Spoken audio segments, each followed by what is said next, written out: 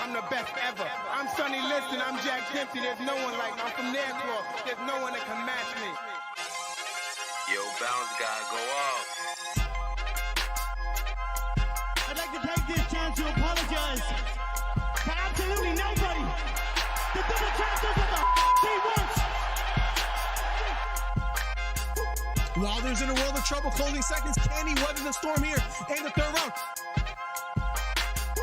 And the ball to superlative.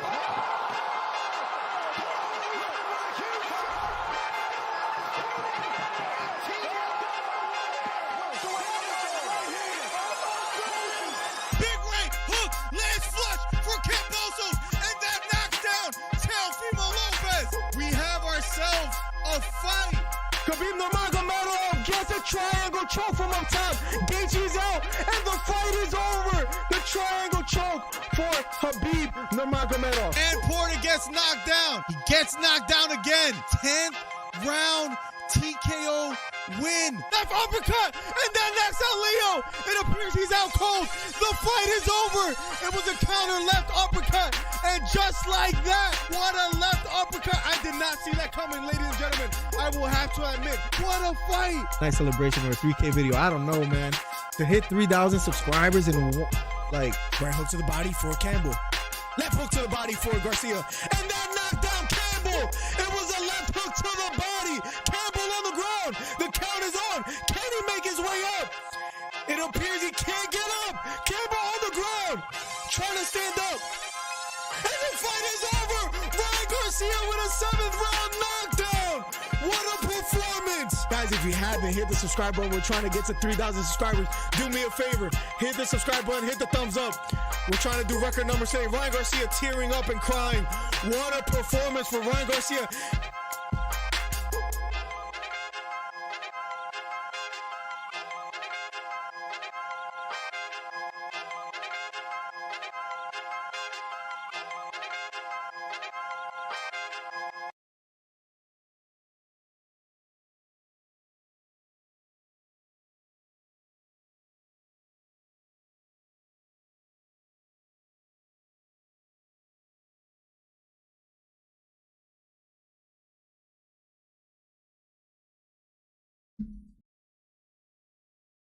Well, ladies and gentlemen, I am happy to say good morning, good afternoon, good evening, depending where you're coming from. #1 commentary channel on YouTube. We're global. So that's why we got to start with that intro. What's up, guys? Welcome to the stream. #1 commentary. Let's go. We are live for the main event tonight. UFC Fight Night Fiziev versus Gamrot. I believe, in my opinion, this is one of the better fight night cards as far as what's on the undercard. Ricardo Ramos versus Charles Jordane. You know, Jordane is famous for that front kick at the end of a round where he flew his opponent across the octagon. We got Brian Battle. You guys remember him from Tough. We have Marina Rodriguez versus Karate Hottie Waterson Gomez fighting today as well too. Then the co-main event, Bryce Mitchell versus Dan Ige. Bryce Mitchell is a fan favorite for people that I guess are farmers that maybe don't have internet, that maybe have dated their cousins in the past, people like Trey, right? So there are those guys out there. So that's the co-main event. He's going against Dan Ige, who I believe, in my opinion, is a very tough and formidable opponent. I like what I saw from Dan Ige, despite his last decision going the fight going into a decision that was against Nate Landwehr, who had a lot of hype behind him. But again, Dan Ige coming off a 2-fight winning streak. Maybe this will be his 3rd fight in a row where he gets the job done. Nonetheless, #1 commentary channel on YouTube, and we're going to be covering all these fights. Sorry that I started late today, but if you guys are, you know, from the block, from here, you guys know that this happens sometimes with your boy Miller DC, but we're finally live on stream. Make sure you share the video on Twitter, Instagram, Facebook, whatever social media you got out there, guys. It helps the channel grow. We're trying to get to 8,000 subscribers. It might be a little bit far-fetched. It might be a little bit overly optimistic to say that we get 8,000 today, but 35 subscribers, maybe you guys can help me make it happen today. let's see. Let's see if we make it happen. Let me actually post this on. I actually made a community post. So in regards to that, I would like to say, I don't even know if Beta's here, but if he hears me out there, I would just like to personally say, and I don't even curse, but personally say, F you. I posted in the community tab when I know you doubted me. And I don't blame you. That's deserved. But I would just like to say I did it today. Closing in on 8K subs. Live now. Let's go. #1 commentary channel on YouTube. And we're live now. Shout out to Beta, man. That's my freaking homie right there, by the way. If he hears me out there, screw that guy. Let's go, guys. Let's go. We're finally live. All right, cool. Just had to put that on Instagram real quick. I hope that camera thing doesn't keep happening. Let me check something real quick.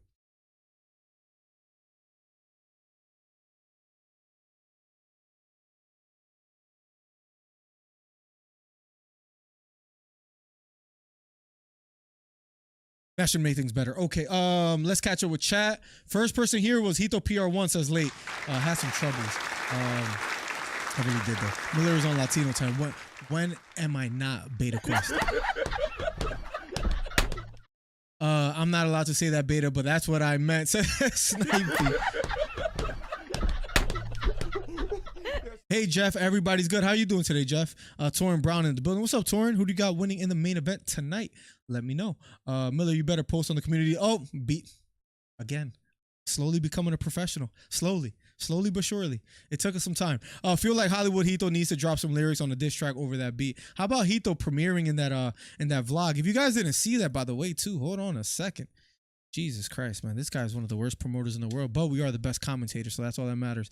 Mike Dornan, the DC Fight Club member with the silver glove in the building. What's up, Mike? Welcome to the stream. How are you doing today? If you guys don't mind, if you guys want to do me a big favor, I am trying to get this video to... so let's call some people out. I would like to get this video to 1,000 views. So if you guys can head over there, leave a comment. That being, who didn't I see comment over there? I didn't see Torrin Brown comment over there.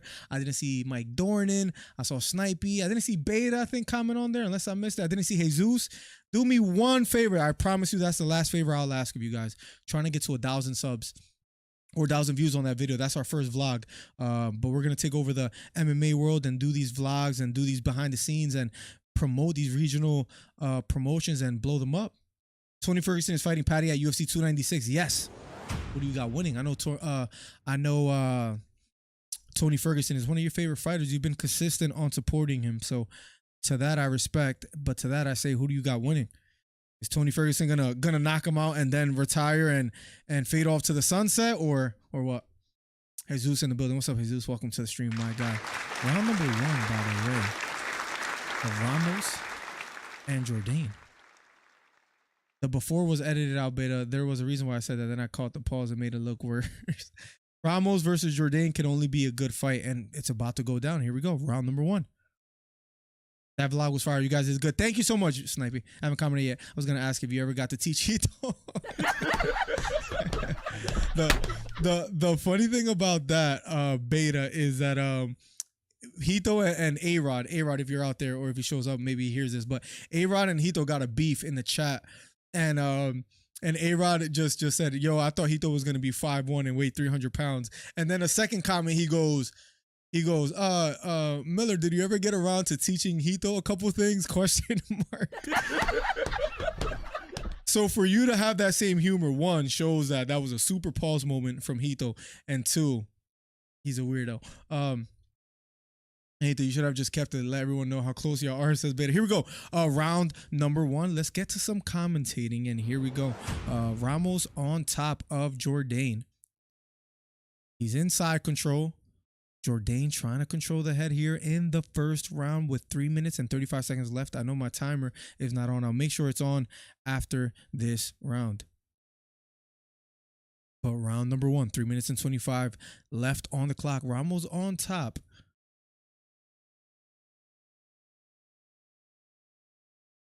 Jordane on the bottom.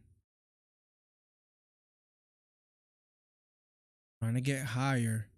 Maybe go for top mount here. Almost falls back into the guard of Jordane.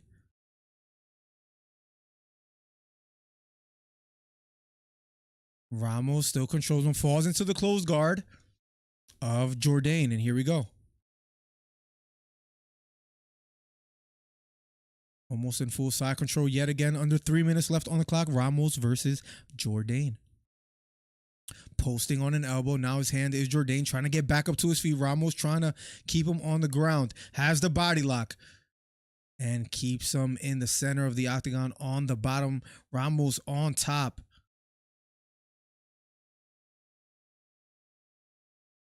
Has plenty of time to work with. 2 minutes and 23 seconds left. If you're new here, hit the subscribe button, hit the thumbs up, trying to get to AK. It's hilarious that Beta said that. Here we go. Still has the body lock. Maybe has the right arm of Jordane trapped here as well.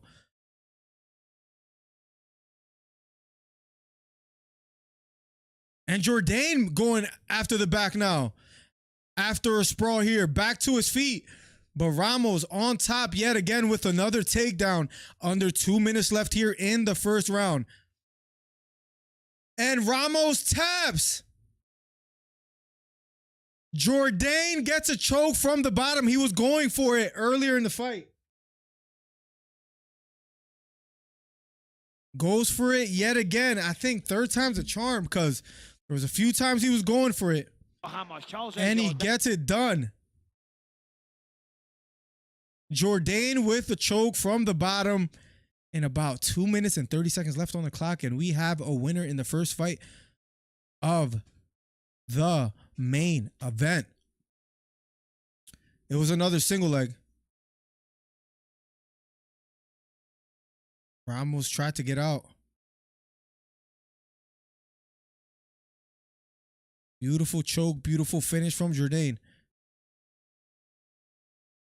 Jordane out of a scramble, sprawled on the head of Ramos. And he got the guillotine choke. Ladies and gentlemen, round one finish for Charles Jordane. He's an exciting fighter. I'm curious to see what he does next. But in the first fight, the opener of the main card, Jordane gets the job done. Up next, Brian Battle versus AJ Fletcher will be coming up shortly, guys. #1 commentary channel on YouTube. Let's catch up with chat. Patty is a hamburger, says Sniper. Patty is a UFC next superstar. I don't know why Hito, and maybe this is no fault of his own, why he's such a big Patty fan. I mean, the skills are not what do you say? They're not there, right? Like the striking, the wide punches. Yes, he's good at jiu-jitsu, but again, when you start fighting the higher level of competition and you can't take fighters down, you saw what happened with Bryce Mitchell against Ilia Topuria, right? Bryce Mitchell thought he was going to take the fight to the ground. If anything, Ilia was even schooling him in that department. Nonetheless, let me put that snaz. Let me put that over here. Give me 1 second. Nonetheless, Ilia got the job done. I think Patty Pimblett, as far as the higher he goes up the rankings, he's going to have a tough time doing so. Fighting against fighters that not only have good wrestling takedown defense, but also have superior striking compared to him. So we'll see. Patty is washed. He should retire, says Sniper. Mike Dornan says, not a good look for Patty if he loses to Tony, who's on a big losing skid. Tony looks like, let's just be honest, he looks like a shell of himself. Tony looks like a shell of himself. There was a point where we thought of Tony as being the guy to dethrone Khabib Nurmagomedov when he was one of the scariest fighters, not only in the lightweight division, but in the UFC in general. The cardio, the conditioning that he had. He's tall, he's rangy for the division that he's in, and he kind of wears on you. Sharp elbows. He could have finished the fight from almost anywhere, whether it was striking, whether it was jiu-jitsu on the bottom, whether it was being on top and ground and pound. Ferguson was that guy. Now he's a shell of himself, and he finds himself fighting someone that you could say has a good relationship with Patty Pimblett. As far as Dana White, they've had podcasts together. They have mutual enemies, if you know what I mean. We can get into that a little bit as well too. So with all that being said, let's see Let's see if Paddy Pimblett gets it done. Let's see if he's improved. I believe, if I'm not mistaken, you guys could correct me, I believe he was in Thailand for a little bit too, working on his striking. And that's the field and that's the area of his fighting that he needs to work on the most. So we'll see. I mean, I want to agree with you, but Paddy has terrible check hook defense, and Tony throws those elbows very well. Listen, Tony might get the job done. Say, listen, you try to feed me a young up and comer. I got him out of here, and now I'm getting out of here. And he leaves the gloves in the octagon. That'll be an epic way to retire. But I'm gonna ride with El Cucuy regardless. Shades and Blaze, baby. To me, it's just the reaction time, how slow he looked against Nate Diaz. I can't, even though it's against someone like Paddy, who I don't believe in, it's just too much to ask for at this point in his career, speaking of Tony Ferguson. That's why I'm going to, if gun to my head, I didn't even think about this. If I had to pick between Ferguson and Paddy, I might have to go Paddy, and I hate that. That disgusts me. Like, it's bad, and maybe that's even more of a focus, more of proof that Paddy might retire Ferguson, or that Ferguson needs to retire, when it's Paddy and Ferguson, and you might have to edge the win and the betting line for Paddy Pimblett. That's tough. 999 in the building. We haven't heard some predictions as of late from 999. We've missed it, bro. How you doing, man? One would say that about Sean versus Israel, but then and new. Maybe listen, hindsight is 2020, right? It's fair to say hindsight is 2020, but Sean Strickland, now that I'm thinking about it, maybe that's why it's one of the best fights in 2023. You can even prove that and run that through Beta Quest. Sean Strickland has like the perfect style against Adesanya. Checks the leg kicks, stands kind of tall, but he keeps pressuring, but he doesn't leave himself open to getting hit with something big.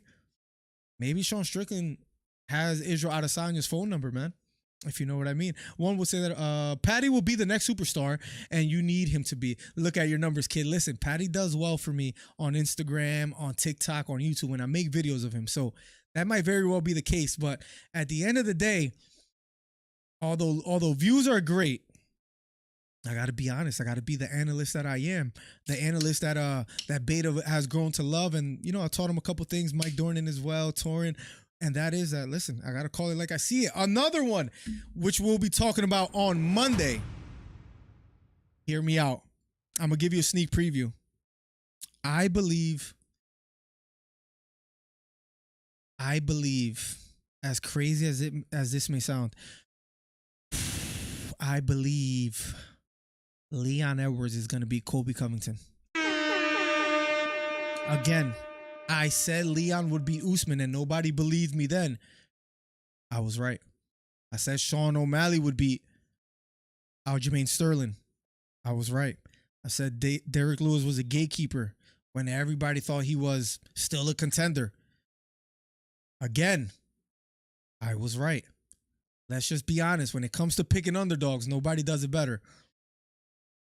And I don't even know if you could say if Leon is an underdog. I would be intrigued to know what the betting odds will be. Let's see if we could find early betting odds on Google real quick and see what they have it and see if we agree with it. Let's see something real quick. Why is main camera? Where are you? That's weird. Oh, I think I know why. Give me 1 second, ladies and gentlemen. There we go. I know the chat is in my face right now. Maybe I can move over here real quick. Early betting odds. Let's see. Let's see what we got. Early betting odds. Colby versus Leon. Per our odds calculator, Edwards is a minus 115. Now that is from Odds Shark. We'll see what the betting lines actually have, but for some odd reason, you guys could tell me if I'm mistaken or not. I believe the general public, and I have no idea why this is like that. Holy moly, are we going through it or not? Transform. Fit to screen. I don't know why all these technical difficulties are being weird, but I feel like the general public believes that Colby's gonna ragdoll Leon Edwards. I believe most think that Colby's wrestling is gonna be a big problem, but what I will say is, look, Leon showed great takedown defense against Usman. I know it's not the same thing as far as Colby Covington and his style of wrestling, the chain wrestling that he does, and then you add on top of that the cardio. But with the striking of Leon, I don't think it's up to par with or I don't think Colby's striking is up to par with Leon. Listen, Leon's gonna get it done. You'll hear it. And Mike Dornan says that'll change. Let's catch up with chat. Boracho in the building as well too. Let's go, Boracho. Welcome to the stream. How you doing today, man? Same. I don't think Tony will win, says Snipey. I just want him to. There we go. Now we can agree on that. Listen, as much as I would like to see Tony pull it off, it's gonna be tough for me to bet on him. Mike Dornan says, I think you're just seeing exactly what you expect from someone of Tony's age and dogfights he's been in. Still a dangerous dude. Absolutely. He's still dangerous. On any given night, he could very well maybe show a glimpse of his greatness on how good he was. I just think at this point in his career, it might be too late. Might be too late. If you're new here, hit the subscribe button, hit the thumbs up. #1 commentary channel on YouTube. I believe Wonderboy has a chance against Shafkat. That's another tough one that was announced for UFC 296. Stephen Wonderboy Thompson didn't take the Ian Gary fight.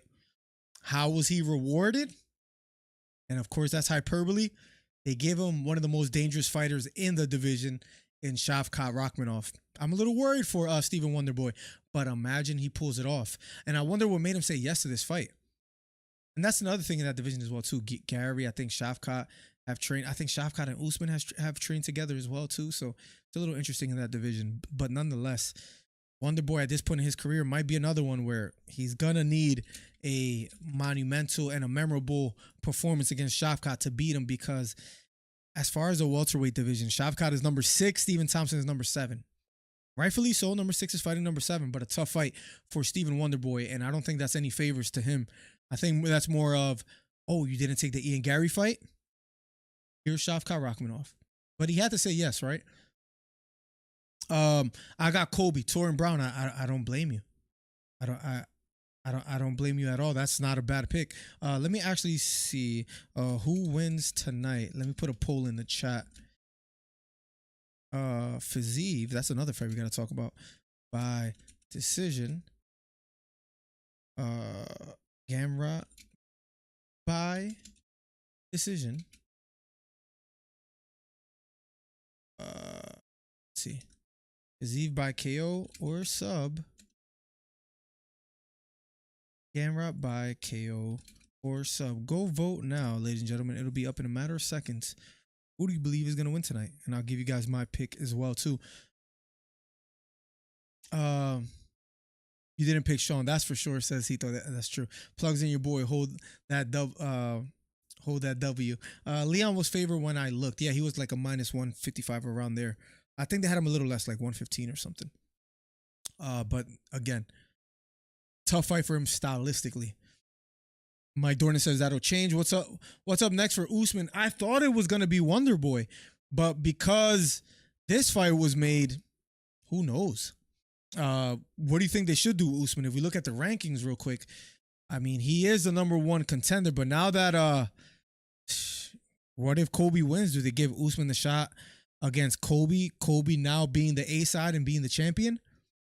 Do you do Usman versus Bilal, which is a very tough fight for both fighters, and it could go either way?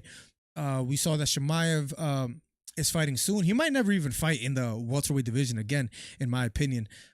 He just might be a little bit too big. You saw the struggles that he had with the weight cut. What do you do with Kamaru Usman? A good question.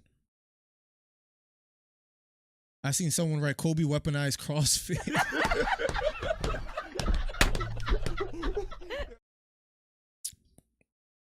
Can't go wrong with one of these guys. Can't go wrong with one of these. One of these LaCroix. Woo! It's a pineapple strawberry. We are not sponsored by them, but Jesus.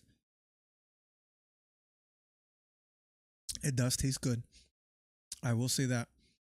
I need to be like right here, blocking that light so that I stay in focus, I think. But nonetheless, let's catch up with chat. Might put the brightness in a little bit. Mike, go to your room. That's a crazy take, Mike. What did Mike say? I'll say this: Ian Gary beats Covington and Edwards. I don't know about that. These are my number one fans right here. I don't know about that. That's a bold take and one that I, just to be honest, I don't agree with. What makes you feel that strongly? Gary's a good fighter. That I will say. Gary's a good fighter. Does he have the experience or the level of expertise to beat any one of those two? I would say no. Maybe stylistically, he actually might be more trouble for Leon, but for Colby, I think that's going to be tough for him. Hito won't ever let you forget. It's very rare, Snipey, that Hito gets something right. So for him to kind of like, try to beat us over the head, it makes sense. 999, what you been up to? Give me 1 second.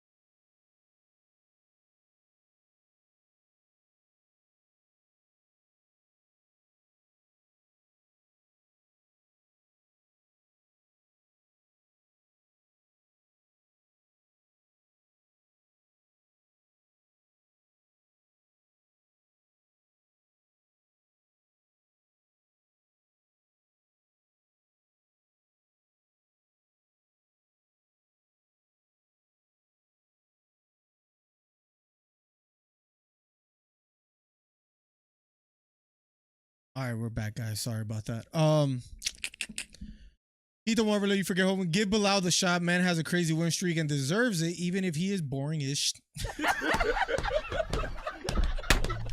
Listen. Bilal is doing the right thing and being cringy on purpose. Bilal is doing the correct thing and trying to make himself more of a public figure. He's smart. Now, will he get the job done? His striking, he strikes with his elbows out like this. That's what pisses me off about Bilal. It works for him, but he fights like this, and it just gets me mad. Visually, he's gonna be a tough champion to look at. Tail of the tape: Brian Battle, 29 years old. Fletcher, 26. Reach advantage goes to Brian Battle, 77 inches to a 67, a 10-inch reach advantage. Height advantage, 2-inch height advantage for Brian Battle. We'll be going to the next fight on the main card in a matter of seconds. Sponsorship on the way for sure. Imagine 999, a little LaCroix sponsor. That'll be fire. Camera loop, boys, says Snipey. Listen, hopefully we're done with that. But we know Usman gets the rematch if Colby wins the first fight and rematch. Usman gets that rematch if Colby wins the first fight. Does he?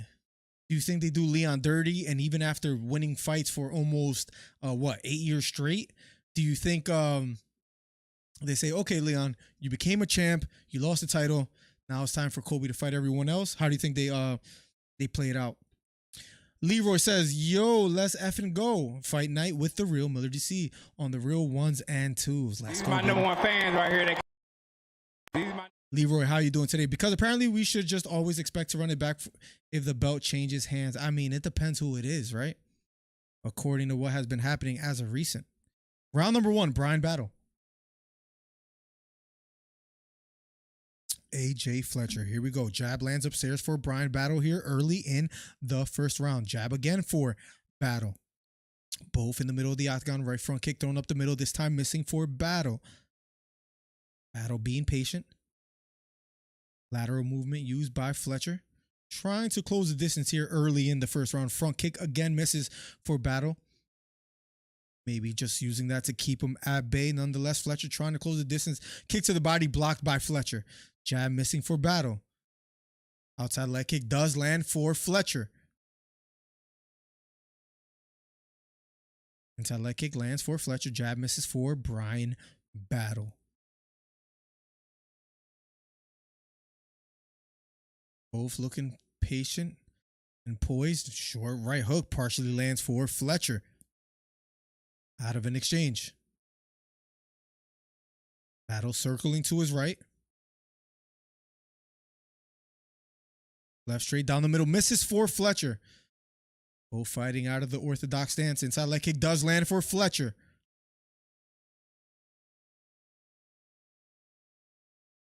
Switching to southpaw is Fletcher. Feigning a bit. Bryan Battle biting at the feints. Let's see if Fletcher capitalizes on that. But nonetheless, about 3 minutes and 30 seconds left here in the first round. Jab upstairs thrown by Battle, this time missing. Fletcher circling to his right. Last pick for Team Volkanovski in his season of The Ultimate Fighter. Made his way through the show, finished Andre Petrosky. Gotta be careful not to have the sound. I got 2 copyright strikes. I get 1 more and I'm out of here, guys. As crazy as that may sound. Here we go.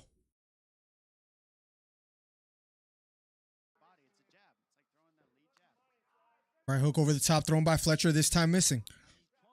2 minutes and 50 seconds left on the clock. Fletcher trying to close the distance. He is a smaller opponent. And a gifted membership by none other than the GK, the Gifted King, Beta Quest. Let's go, Beta. Thank you so much, bro. Always, always supporting. Inside leg kick again lands for Fletcher. Here we go. Right front kick to the body does land for Bryan Battle. Thank you so much yet again. My God, Beta Quest, the Gifted King. No one has gifted more memberships than my guy Beta Quest. That is a badge of honor, I would say. Thank you so much, Beta. Left hook lands for Fletcher as he closes the distance here in the first round.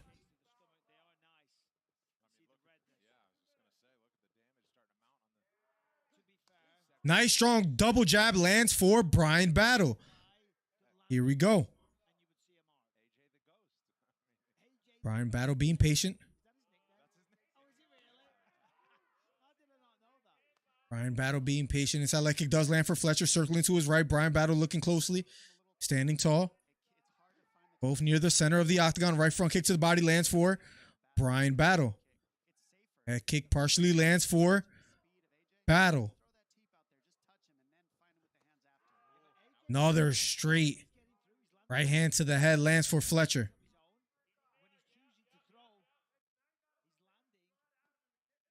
Right kick to the body lands for Bryan Battle. Bryan Battle pressing forward.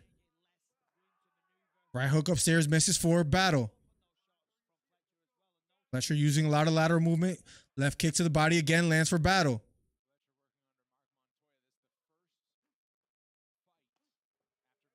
Head kick, nice left straight down the middle, lands for Battle. Outside leg kick again for Bryan. Takedown attempt for Fletcher. Gets Battle against the cage. Left knee to the body lands for Battle. Has a collar tie. Left knee to the body for Battle out of the clinch. Short left elbow. Knocks down Battle. Battle's hurt. Jab lands upstairs for Battle. Outside leg kick lands for Fletcher. And Fletcher hurt Battle, but he kind of took his foot off the gas here. 8 seconds left on the clock. Right front kick to the body for Battle. 2 seconds left. Round number 1 is over. We'll be going to round number 2 in a matter of seconds. Battle gets knocked down in the first. I thought Fletcher was already winning that round. But with the knockdown, that seals it. I have a 1-0 going into the second for Fletcher. MCB Grizzly, who the F is that guy, says Leroy.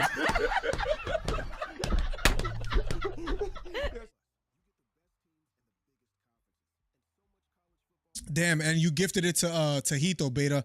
At that point, I would want a refund if I were you, man. That sucks. It would have been better to give to 999.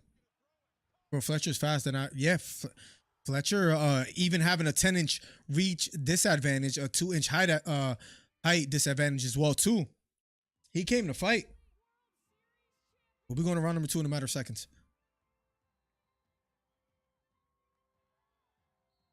Oh, yeah, hit the thumbs up. MTB Grizzly in the building. What's up, MTB? Welcome to the stream. After that was mentioned by my guy, Leroy.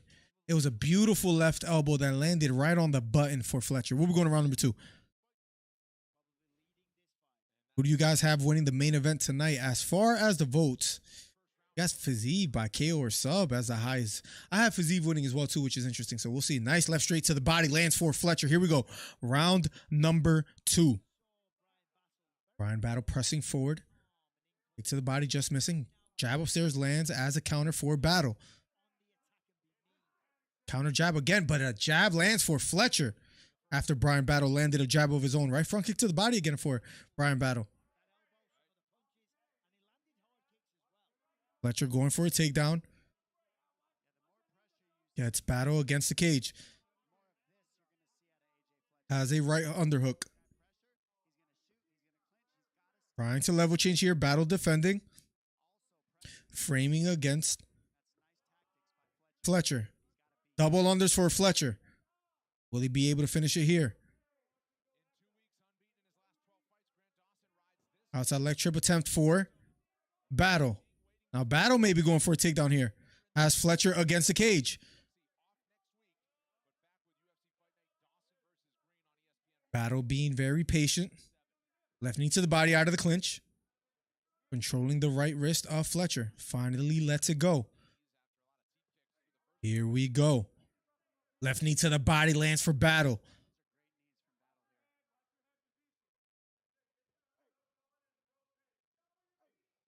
Left knee to the body again for a Battle. Both fighters still fighting out of the clinch. Not much action thus far here in the second round. Referee looking closely. Right knees to the body out of the clinch for Fletcher. Left knee to the body for Bryan Battle. Fletcher does have a left underhook, but his back is against the cage. Plenty of time to work with here. 2 minutes and 50 seconds left.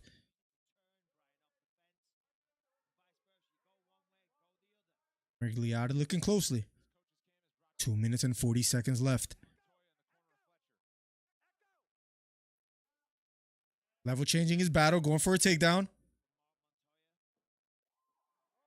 And he gets a single leg takedown, but Fletcher trying to go for a choke here. Fighting the hands is Battle.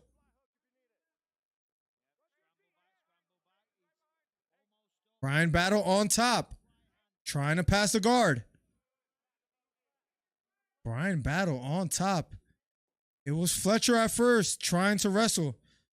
Battle saw an opportunity for a takedown of his own, and he gets it. Maybe going for an Americana here. Fletcher trying to defend. Bryan Battle on top in the half guard of Fletcher. Under 2 minutes left here in the second round. Framing against the head is Battle.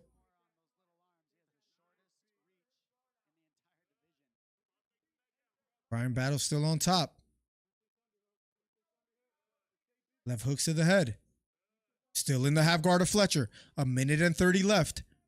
Plenty of time to work with here. Left hook to the head again for Bryan Battle. Trying to wrap again around the arm. Maybe trying to get or go for a Kimura lock. Let's see if he locks it up. But landing some ground and pound. Left hook to the head again for Battle.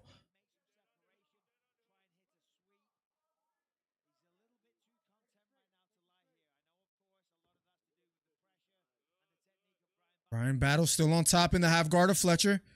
Now only with just under a minute left to work with here in the second round. This is a welterweight bout between Battle and Fletcher. Battle still trying to fight and look for the arm for maybe... Oh, belly down goes Fletcher. And Battle has one hook. Maybe going for a choke here. He has 40 seconds to work with. Going for the rear naked. He might be under the neck. And is getting tight. Fletcher trying to defend. And Fletcher taps. Round number 2 finish for Bryan Battle. After he lost that first round, got knocked down, came out in the second, got a takedown, got a rear naked choke finish against Fletcher. And Fletcher was durable. Fletcher was a strong fighter with the reach disadvantage, still landing some big shots. Nonetheless, Bryan Battle gets the job done. Beautiful sequence. As Fletcher went belly down, Bryan Battle got a hook in quick. Got the seatbelt grip and cinched in the rear naked choke. Grabbed his own bicep. Arm wrapped behind the head, and it was all over from there. Round 1. Or round 2, I'm sorry. Finish for Bryan Battle. Let's catch up with chat. Let's get the likes up to 20. We're almost there. 2 more thumbs up. I'll do it for the far card emos. Let's go. Bro, Fletcher's faster than I expected. No, says Leroy. Oh, yeah, forgot to hit that. Yeah, let's go. All good, MTB. 18 likes. Let's get it. What a finish for Bryan Battle. And now Bryan Battle, after that win, if you guys remember, he was on the fight card against Cannonier versus Strickland, where he lost a unanimous decision. But nonetheless, he gets a win against Gabe Green back in May, and he gets a win tonight against Fletcher. 2-fight winning streak. Let's see what he has next. Pretty big for the division, you could say. 6'1", 170 pounds, a 77-inch reach. Almost reminds me of like a Johnny Walker type of guy. Maybe not as explosive, but tall, rangy, jab, has good jiu-jitsu. Nonetheless, gets the job done. We'll see what's up next for him. If you guys are just tuning in, Bryan Battle gets a second round rear naked choke. Charles Jordane got the win earlier as well too against Ricardo Ramos. He got a guillotine choke finish. So 2 finishes in the main card already. Up next will be Marina Rodriguez versus Karate Hottie Michelle Waterson Gomez. Then after that, Bryce Mitchell versus Dan Ige, which I'm excited to see. That's Trey's favorite fighter. We're going to see him maybe get the L tonight. 2 fights, 2 finishes. Hope it's one of those nights. Me too. The earlier the card ends, the better for me as well. So I'm in the same boat as you, Snipey. Yo, I'm back. So my all got gifted the members. Yeah, that was from Beta. The GK, man, the gifted king. Nobody gifts more than Beta. That's a fact. And your winner by rear naked choke, Bryan Battle, standing in the center of the octagon. He's about to be interviewed. Up next, Marina Rodriguez versus Karate Hottie. Yo, these hit. Perfect night drink. We need that LaCroix sponsor. That's what we need. Ito, who you got? Bryce Mitchell or Dan Ige? Snipey, who you got winning tonight? Let's see what Bryan Battle has to say. Bryan won the battle. Nice wordplay right there from one of the Twitter members on UFC. We're out here hustling, says Bryan Battle. That was just another day at the office. And Bryan Battle says, according to Michael Bisping, that you did say that he couldn't grapple with you. And Bryan Battle was proven correct. Let's go. The member for 16 months with the gold glove and the championship belt. Listen, I'm going to need a 24-month member icon. So or badge. If you guys have any suggestions, you guys let me know. Because that time is approaching for people that are getting closer and closer to becoming 2-year members. Steve Williams says, what's good, Miller? What's up, DC Fight Club members? Here at the corporate plantation doing work. Listening on my lunch break. Let's go.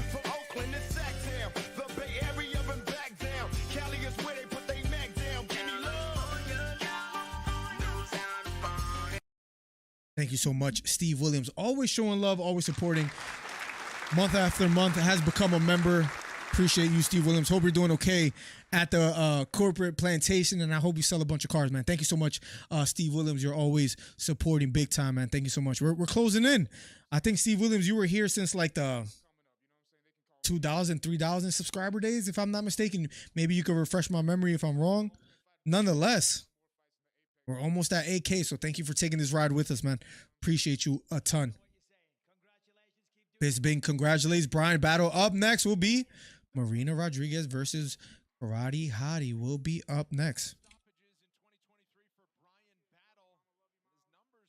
And Marina Rodriguez, ladies and gentlemen, 16-3. she is on a 2-fight skid. So it's safe to say she needs a win pretty badly, right? And it's crazy because she beat Zhang Jianan, if you guys remember her, who's kind of making a name for herself. She beat Mackenzie Dern and Jessica Andrade. But nonetheless, Marina Rodriguez, since then, I mean, she did fight Amanda Lemos, who you saw her fight against Zhang Weili. Amanda Lemos is a real deal. Nonetheless, she's lost to her, and then she lost to Virna. If she loses tonight, that'll be a 3-fight losing streak. On the other side of the table, or on the other side of the octagon, Karate Hottie, who also lost to Amanda Lemos, who has lost to Marina Rodriguez before and has lost to Pinheiro. She's on a 3-fight losing streak. And if she loses tonight, that'll be 4 fights. So it's safe to say both fighters need a win badly. Let's see who gets it done. Who are you guys picking tonight to win? Steve's a legend. Let's go. You never answered. Do you stream on TikTok and you never answered. Do you stream on TikTok and YouTube? For the pay-per-view, the last one I streamed on TikTok and that did really well. Maybe I should do that more often. The problem is that I would have the phone to my side. Should I just go live on TikTok right now just to have it? Because it did great numbers last time. Maybe that might be the way to go. It's just the quality doesn't look the same because it's from my phone, but maybe we'll save it for the next pay-per-view beta. That might be the way to go, or maybe I should just do it now. Yes, work. The capitalist gulag says beta.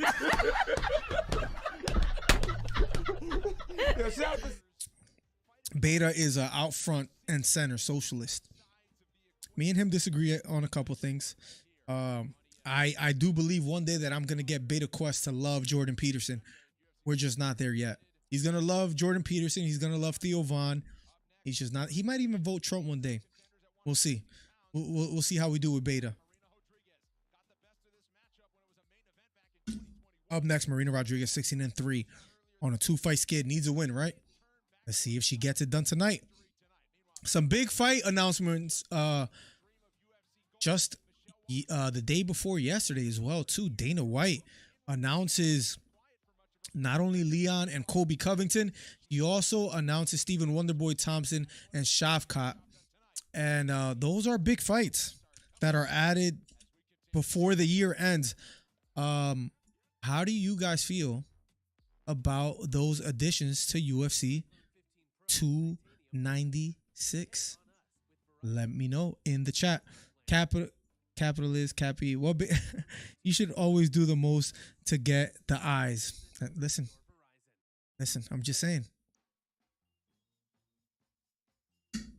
Just saying, you might be right. We might have to do that and just let it go live on TikTok and not respond to anybody over there. We are at 963 views on the vlog as well, too. So if you guys haven't, as of yet, it's a great video. It's a fun video, I promise. Go hit the thumbs up over there. We're trying to get to 100 comments. Go leave a comment. Up next will be, which is 3 fights left, Marina Rodriguez versus Michelle Waterson Gomez. And then after that, Bryce Mitchell versus Dan Ige. And then Fiziev versus Gamrot. And you're absolutely right, Beta. That's where I dropped the ball. I'm going to make sure, I think, is the next UFC card, if I'm not mistaken, give me 1 second. The next UFC card will be Grant Dawson versus Bobby Green as the main event. Joe Pyfer, who's, I believe, from Philadelphia as well, he'll be fighting on the next card, October 7th, which is not that far away. And I guess we got a week off after today because the next card is not till October 7th. Then we have Sadiq Yusuf versus Essen Barbosa, and then 294. So for 294, we absolutely have to go live on TikTok, if not before then. And I should go live on TikTok for the Monday morning podcast as well too. We'll start doing better at that. I promise. Here we go. Cool. Everything's working. Is that a mango cucumber sparkling water, Miller? This is a pineapple strawberry, which is weird, right? Because I never thought I would be drinking something that's mixed pineapple and strawberry. My favorite fruits, by the way, are pineapple, orange, and not eating coconut, but like coconut drinks. amazing. But pineapple strawberry is an interesting one. Raspberries have been, for some reason, I don't know why, I've been loving raspberries. I was liking blackberries for a while, and then I don't know if I've had them too much, and then I just stopped eating them. But raspberries have been just one of my favorite fruits as of lately. You could never. I'll be 30 in 2 weeks, and I've been a dirty commie for going on 15 years, says Beta Quest. Joining the working class only made my convictions stronger. Shout the season, man. It's gonna happen. It's gonna happen, Beta. Watch. You'll see. What is your favorite vegetable, though? Favorite vegetable? Favorite vegetable? I don't know. I need a vegetable list because I don't want to miss out. Let's see. Let's look up a vegetable list. Carrots are fire. Broccoli's fire. Corn. But I don't have asparagus is great. With steak with like some asparagus is woo. Cucumber, not the biggest fan. Not the biggest fan. I'm gonna have to go asparagus, carrots, and broccoli. Corn is fire too. Let me see. Mushrooms are amazing. Damn, there's some good ones out there. Mushrooms are amazing. That might have to jump everything. Yeah. Mushroom, carrot, broccoli. I have to say those three if I had to pick. But you are always welcome to try, says Beta. I'll be trying till the day I die, unless you make me switch somehow. We'll see. What is your favorite vegetable? What's up, Miller, says Carson. Carson in the building. What's up? Who you got tonight? Carson winning. Hottie up next. We'll be fighting up in a matter of seconds. This one has finished. Let's pop open a new one. Let's go. Feels good to be back. Feels good to be live. Feels good to hang out. I guess the UFC is going to slow down a bit because next week there's no event. The week after that is just a fight night card. So the pay-per-view, our next pay-per-view won't be until UFC 294, which is October 21st. I believe we're getting Charlo versus Canelo this month as well, though. So that's next week, right? So at least we'll have that.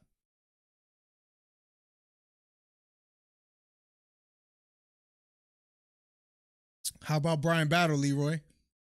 Brian Battle put on a good performance. Waterson making her way to the octagon as we speak. Looking focused, looking ready. I think I'm going to go with Gamrot, says Carson, since it's 5 rounds and we've seen Fiziev gas out. He looked great in the first. He looked great in the first 2 rounds, or looked good in the first round against Gaethje, and then in that 3rd round, you could tell he started to fade. You could tell Gaethje was starting to pull ahead. Gamrot does have the gas tank now. I think the striking is going to be some trouble for Gamrot. I have Fiziev winning tonight, Carson. You're almost there, and you don't even know it. Just a man owning his own means of production. I'm not going to lie, man. That's a dream. That's the dream. 9th most significant strikes landed in UFC strawweight history with 658. 8 first-round finishes and karate black belt. Karate Hottie making her way to the octagon. Making sure she's checked. Making sure she has her mouth guard and she's good to go. And she walks into the octagon. Only 3 fights left on this main card. So it's been going pretty quickly. BKFC doing anything? They actually had a card yesterday. The Lorenzo Hunt. I think it was BKFC 50. I hung out with the wife because I was supposed to. Like, we had plans, so I wasn't able to cover that card. With all that being said, I'm almost a little bit glad that I missed it. The card wasn't the most exciting from all the reviews that I've been seeing online. Oh, yes. Dylan Dennis versus Jake Paul will definitely be a TikTok stream. If the fight even happens, right? Beta Quest, because knowing Dylan and him coming after Jake Paul or Logan Paul, excuse me. against his fiance, and if he gets sued, and if he somehow doesn't make it to the octagon. And have we even ever seen Dennis throw a punch in the octagon? Because he's more of a grappling sensation, but not necessarily a striker. And he has been taking over Twitter, but we'll see. That was definitely a TikTok stream, though. And Charlo versus Canelo will be major as well over there, too. Oh, Fletcher's a beast. He knocked down Battle in the first round, Leroy. So I thought it was getting a little bit dark for Brian Battle. In the second round, he comes out. He gets the back. He gets the rear naked choke. Ninth largest significant strike differential in UFC strawweight history. A plus 152 per minute. 6 wins by knockout. Awarded UFC contract on Dana White Contender Series Brazil. Season 1, Week 2. Marina Rodriguez now making her way to the octagon. Your cat, Miller. Why do you say that? If you ask me, Paul versus Dennis is the real main event over KSI versus Tommy Fury. I'm not going to lie. I want to see the Dylan Dennis Logan Paul fight. I just want to see if Dylan actually shows up. It's hard to believe, right? He has been pulling out of fights for quite a while now. Whether he shows up this time, we'll see. Hit the subscribe button. Hit the thumbs up. #1 commentary channel on YouTube. We're closing in on 8,000 subscribers. We are at, drum roll, 7,968. 32 subscribers away from 8,000. When that does happen, I don't know how we're going to celebrate. Maybe you guys can give me ideas, but we'll make it happen. Maybe I'll roll out a red carpet and make like a funny video online. We'll see. This might be the only fight I've wanted to see Dennis win. I want Dylan to win as well too, Carson. I think he has taken the, which you got to give him credit for. Dylan was being hated. He was looked at, and he still somewhat is, as far as like the troll of the internet, the fighter that never really fights. How he does his comments, says he'll beat this guy up and that guy up, but doesn't really actually fight. So, but because he's made fun of so much of Logan Paul's fiance and the turnaround on how he's making fans like him, it's ironic to say the least. Miller, have you looked at what BKFC has coming up? I did look at it literally like 2 days ago, and I still can't remember BKFC events coming up. I'll tell you right now what they got though. Let's see what they got. We are September 29th. They have a BKFC 51. Let's see. They got BKFC 52 with Barnett fighting Richardson. Mundell versus Coltrane. Nothing major as far as nothing that sticks out to me. Nothing that sticks out to me. Is there anything that you were alluding to, Borracho? Crino in the building. What's up, Crino? What's up, AJ? AJ Anthony Esteves 25. I forget what it used to be. Crino, the long name. Welcome to the stream, man. How you doing today? We're vlogging it. Yo, go leave a comment over there, AJ. I hate to bother you, but I don't at the same time. Going for a takedown early here is Waterson. Outside single. Gets it. He's on top. Waterson already on top of Rodriguez. She falls right in the close guard of Rodriguez. She's on top. Here we go.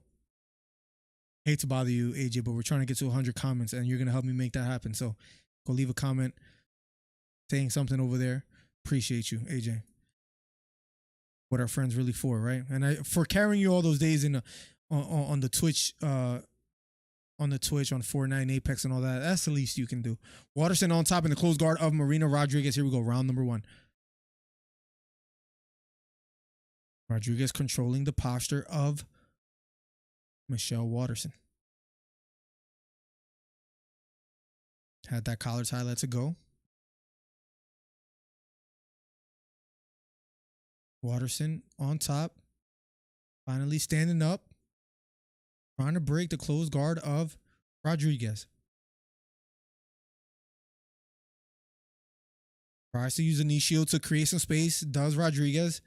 Unsuccessful. Up kick thrown by Rodriguez almost lands as well, too.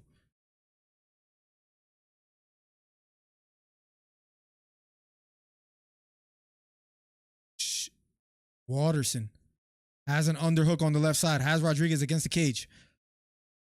Nice short elbow to the head lands for Rodriguez here in the first round. Left knee to the body lands for Waterson. Left knee to the body again for Waterson. Right knee to the body, double right knees to the body for Rodriguez. Still has the collar tie. They break away. Trying to wrap around the single leg is Waterson. Almost elevates the leg.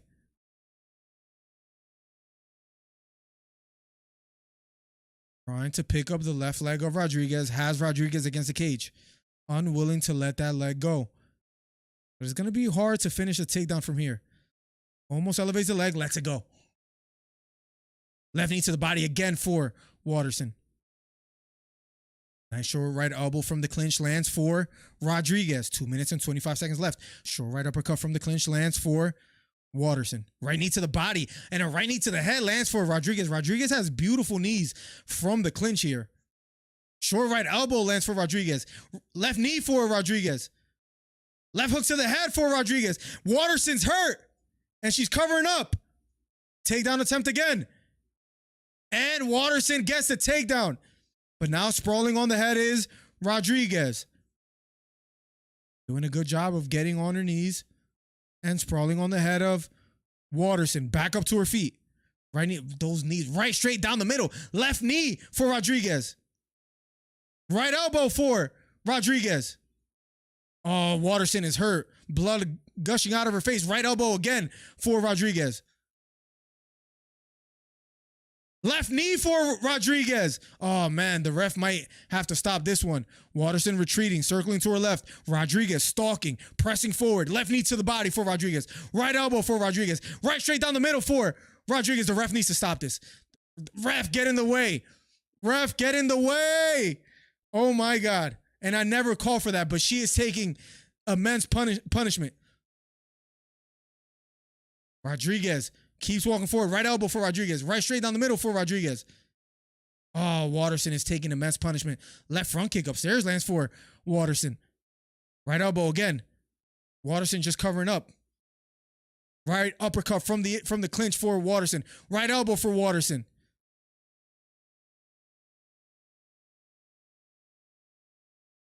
Right elbow for... I've never wanted to see a fight stopped more than this very moment. Waterson going for the takedown. 66 significant strikes for Rodriguez, 14 for Waterson. They break away, center of the octagon.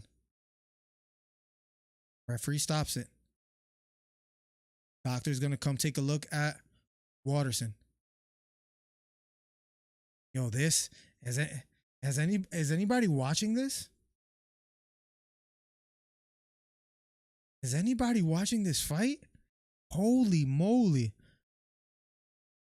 Doctor looking at Waterson. They say she's good to go, I believe. We have 26 seconds left on the clock. It's not Murgliata, and it's hilarious how you spelled the name. I don't remember you carrying personally, but I know old age affects the memory. Left knee again lands for Rodriguez. Closing seconds. Reverses the takedown. Marina Rodriguez on top. 13 seconds left on the clock. Controlling the hands from the bottom is Waterson. 4 seconds left. And round number 1 is over. Jesus, man. That was tough to watch. I almost felt like Dan Hardy. Remember Dan Hardy? Stop the fight. Stop the fight. And maybe he overdid it, but that's the first time I ever like vocally say, yo, this fight needs to be stopped. I never take, like, she was grimacing in pain. She looked like she wanted out of there. Jesus. Beta, you're hilarious. The cameraman ain't slick.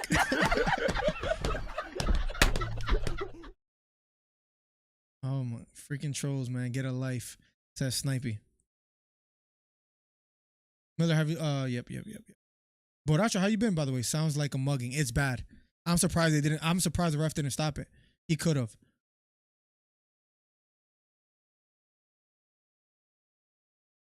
Go look at my comment when you have a chance. I can look it up on my phone right now. Waterson is smiling. As crazy as that may sound. I'm trying to pull it up. That making me Let's go, AJ. I appreciate it, man. I think you helped us get officially to 100. Appreciate you.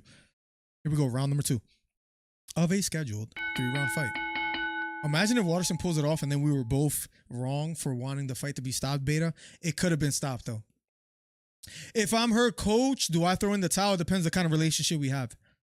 Some fighters get really offended that you do so and want to be, want to go out on their shield. It depends what kind of relationship we have. If the fighter gives me the authority to do so and trusts my judgment, then that so be it. Then yes, maybe I would have thrown it in there. But again, you saw like Wilder where he was like with Mark Brilliant, he was like, listen, let me go out on my shield no matter what happens. Here we go. Both fighters fighting out of the clinch. Man, Waterson took a lot of punishment. Nonetheless, she has Rodriguez against the cage, has a right underhook. Maybe trying to wrestle here.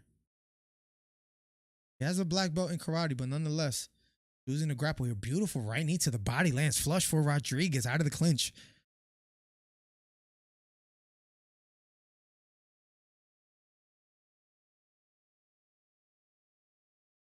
Left knee to the body for Waterson. Yo, imagine if she actually pulls it off and wins. Yeah, she flinched. That's what was making it tough to watch. Beta. That was tough. But no, I guess she's still in the fight in a sense. He gets another right knee to the body. Waterson gets bet. That was a weird way to fall. Oh, something's hurt. I think she's hurt to the body. I think a knee hurt her to the body and she's covering up. Right front kick to the body again lands for Rodriguez. Big right hand over the top for Waterson.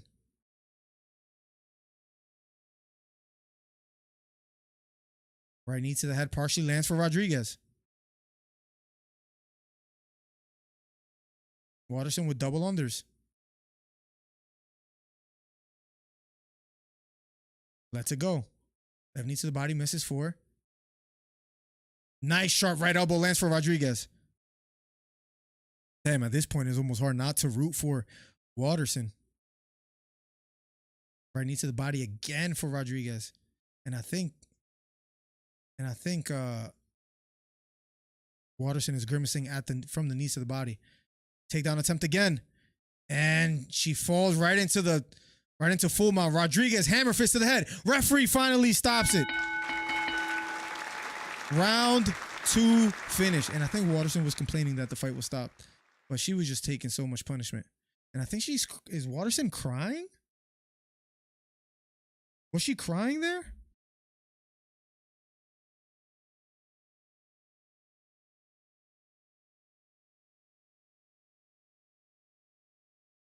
Let's see what happened.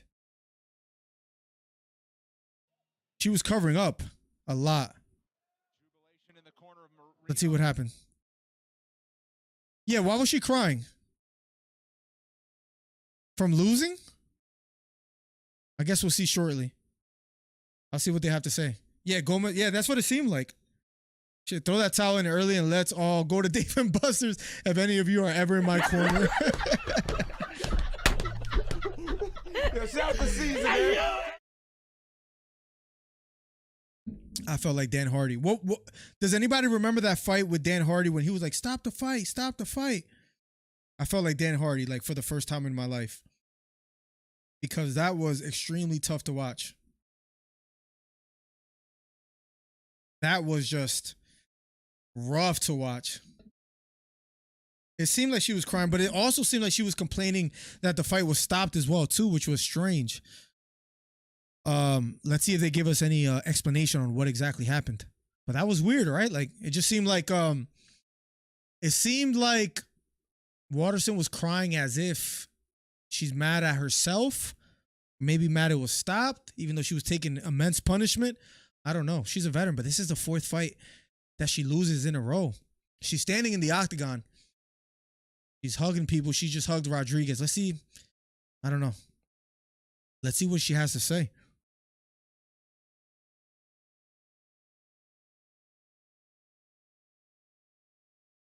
Let's see.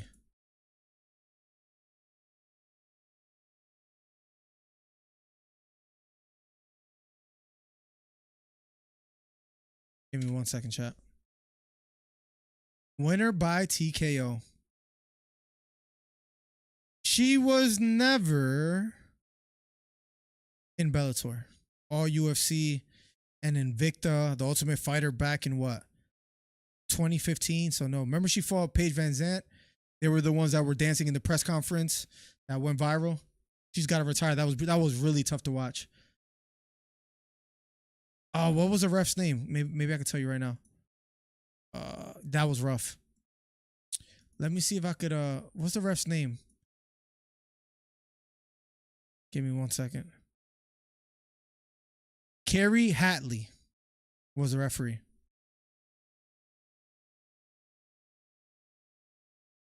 Carrie Hatley.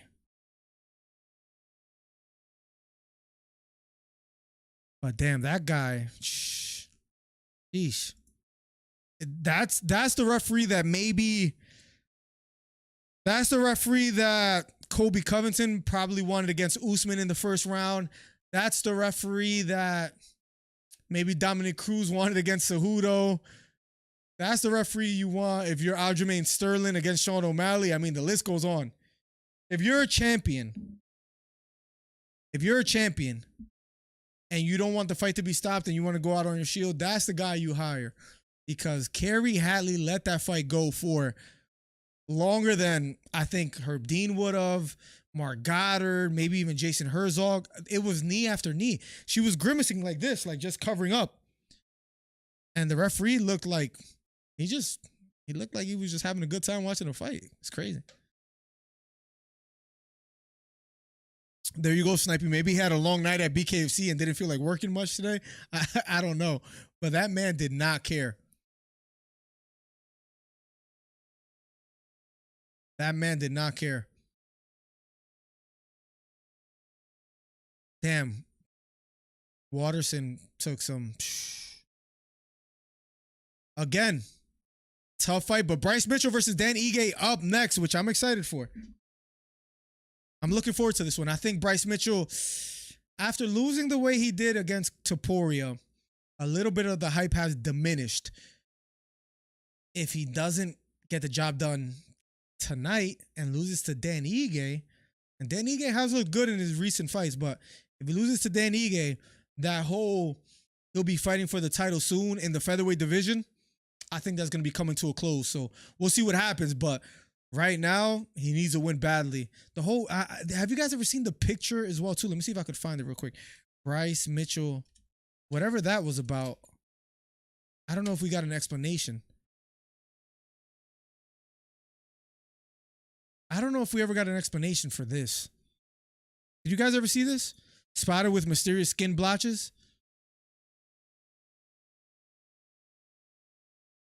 But the only thing Trey will tell you is, one of the only two fighters to get a twister submission. Nonetheless, if he doesn't win tonight, that hype is, I guess it's fair to say, dead.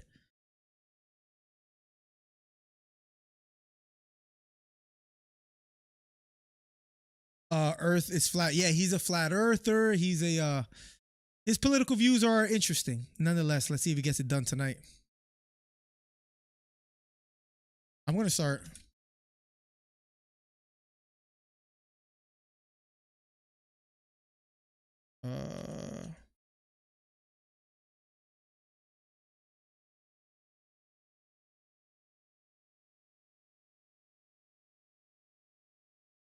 Marina Rodriguez gets the job done. You know the R is silent if you're pronouncing some Brazilian names. Nonetheless, Marina gets the job done.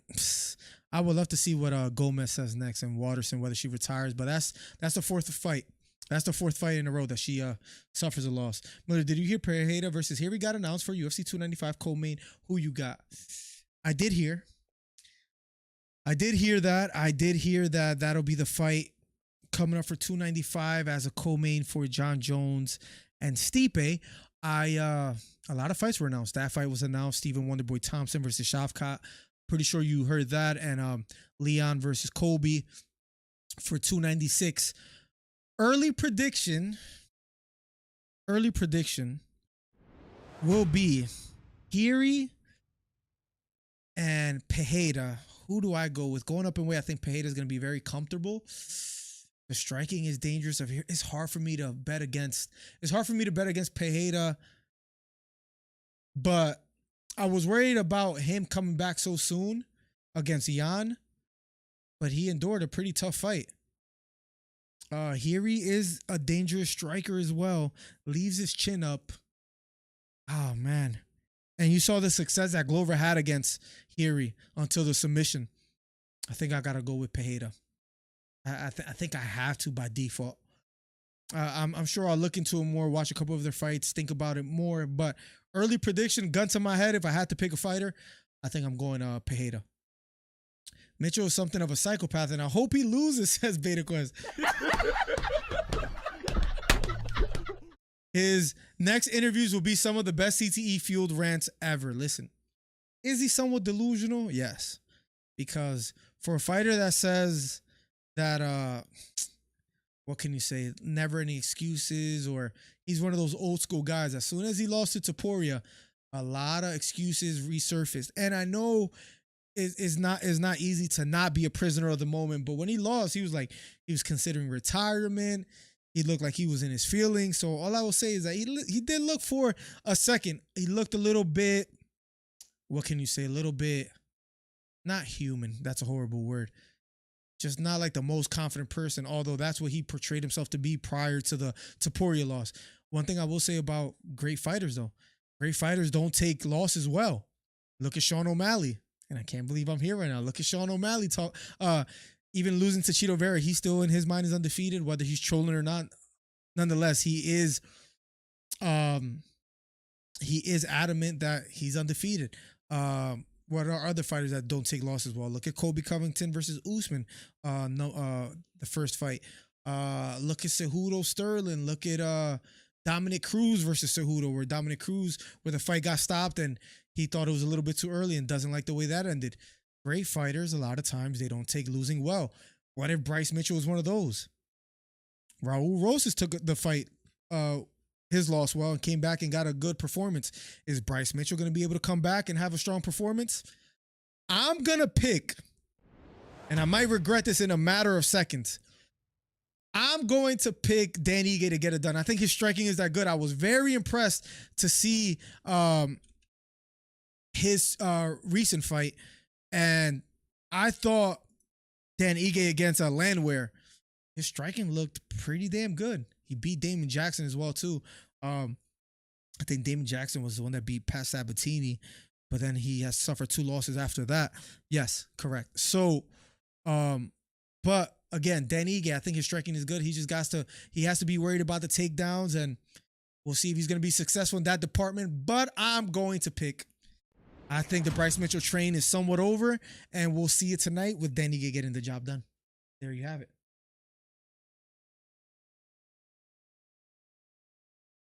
Yo. Oh, crap. Give me 1 second. Let's assess some live callers as well, too. Let me open up the lines. Hito, if you hear me out there, my bad for hanging up because I entered on my phone instead of my, oh, you called the line. But give me 1 second. 267-545-8096. Hito, I will call you right back. Let's see what Hito has to say about tonight's card. Let's see. 1 second. We are going to be giving a call shortly. I think it's this one right here. 267-545-8096. Let's catch up with Chris Faith in the building. Let's go. Miller's being deceived by the devil. Chris Faith in the building. What's up, Chris Faith? Hito609 in the chat. On the call. Welcome to the stream. If you guys remember, I took my son to watch Combat FC 5, and maybe he's just calling to say, hey, thank you, and we'll see. Hito, what's up? Worst experience of my life as far as, driving somewhere with somebody. Wow, that's crazy. The ungratefulness. So, are you excited for 295? With the addition of Hiri and Pereira, it does make it a little bit better. But are you excited for 296? I'm not. You're not excited for 296? I'm excited for 296. I'm not excited for 295. I don't believe that John Jones and Stipe is a good main event fight. I think it should have been Pavlovich or I don't know. even Curtis Blaze or something. Stipe, I think he's old. He's a firefighter. When's the last time we seen him in the octagon? No, I'm not excited. All right. Well, nonetheless, like 295 is gonna sell crazy because John Jones on the card. You had Pereira and stuff like that. And then 296 is kind of lit, right? Yes. So, and there's still so many more fights to make. I think I'm kind of right in this argument we had before. If the UFC needed a superstar, or are we in the good place of all the fighters we have right now? Here we go. I just think I'm right. I kind of said they didn't need a superstar. You got fights to make up and down. You know, you still have the winner of Gamrot and Paulo Costa. What happens there? Who they're going to match up with next? I mean, there's so many more fights you can make. You don't really need a superstar. They're going to be making bankroll every pay-per-view card for at least the next 6 months. Listen, Hito, you make a great point. We've discussed this before. They do have Sean O'Malley, which is a pretty big star. I will say. Remember, they released his round right after the event, less than 24 hours. You still have John Jones. So they're still hanging on by a thread, I would say, as far as the stars that they have. But do they need superstars? It's a good question. Conor McGregor's fading. You have Makhachev. I think they just might have them. They might have enough stars to carry the organization. They have Colby Covington. At the end of the day, people want to see him. They have John Jones. They have Sean O'Malley. They're afloat, I will say, Hito. What do you say about that? But do they need a superstar? I guess you could say maybe not. They don't. Look at the numbers. Dude, their pay-per-views are selling like 500K every pay-per-view. That's dumb numbers. To be doing that once a month, it's kind of crazy. Is it fair to say that's because the sport is growing, not necessarily because they don't need stars? Because remember when Conor, when he arrived against Jose Aldo, the sport wasn't as well known even back then as compared to now. You could even say is superseding boxing. You could say it's the number one fight sport in the world. Conor and Khabib, and that was like everybody was watching that. Top 5 most pay-per-viewed fights of all time. And okay, so you could say they don't need a superstar, but is those numbers ever going to be exceeded? Khabib versus Conor, Conor versus Nate Diaz. Maybe if you have Conor and Volk actually fighting UFC 300, it can get close. I don't think that's a realistic fight that would happen. Though. I know they were just talking trash online, but that's I'm just saying that would be like the closest thing. Conor McGregor will talk trash to an unranked fighter if you give him the chance. I mean, that guy, at the end of the day, we haven't seen him in the octagon forever. Snipey might be right that we might not see him in the octagon again. He's been saying that for a while. Hopefully he comes back next year. Just get one level. So I'm gonna have to wait on that to see if you were proven right or not. But let's recap when the year is finished. But most likely you're gonna be wrong, right? I mean, that's usually the case when we have debate. Whether they need a superstar or not to continue, carrying the organization. This whole year is kind of proof that they don't really need it. What are you talking about? I mean, they've been saved. If Usman was still champion, nobody would really care about that division because Usman has lapped the division. If Adesanya beat Strickland, nobody would have cared of that division. Because we're getting these new champs, I believe there's still even more interest than there was before. But there was a time that the UFC was a little bit stagnant as far as the fights that could be made. You still had the O'Malley's, you still had the Gamrot, Islam and Volk happened. I mean, you still have Volk, Anoski still killing it. No, I disagree. I mean, Bo Nickel is gonna be another force to reckon with. I think there's even if Usman was still champion, it'd still be fine.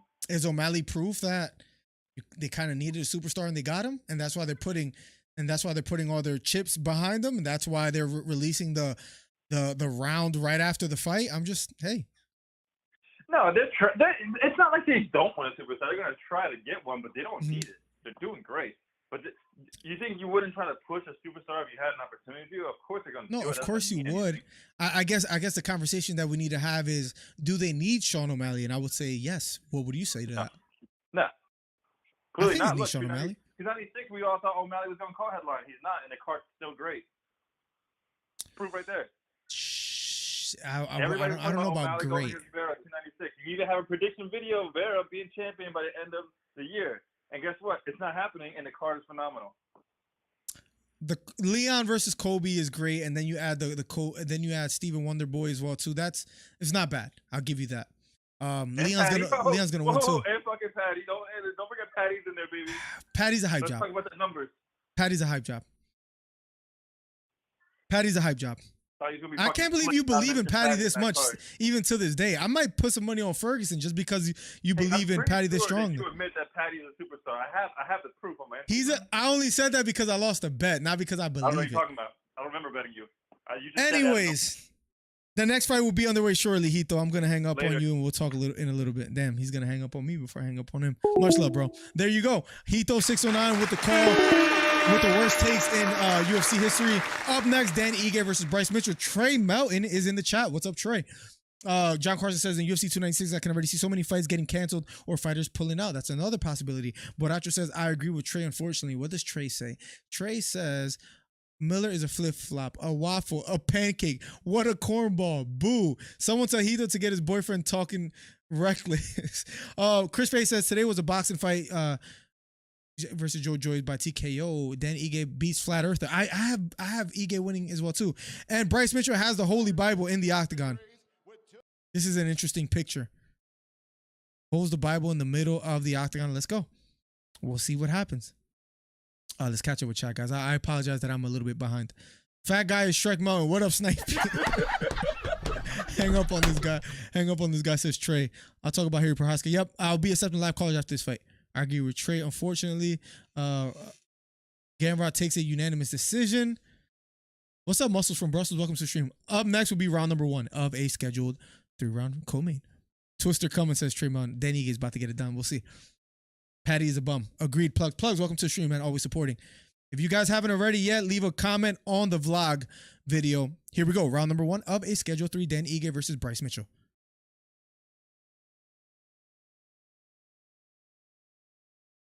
Bryce Mitchell standing out of the southpaw stance. Dan Ige out of the orthodox stance. Here we go. Left straight down the middle misses for Bryce Mitchell. Dan Ige pressing forward. Left hook upstairs, lands flush for Dan Ige. Here we go. Again, I picked Dan Ige to win. We'll see if we're correct or if Trey Melton, favorite fighter, Bryce Mitchell gets the job done tonight. Bending to the body is Bryce. Retreating. Oh, nice jab upstairs for Dan Ige. Lands another shot. Again, I talked about Dan Ige striking. Thus far, landing some big shots. Circling to his left is Bryce Mitchell. Dan Ige standing toe-to-toe in the center of the octagon. Throws a jab. Doesn't land. Left straight down the middle misses for Ige. Left kick to the body lands for Bryce Mitchell. Right straight down the middle lands for Ige.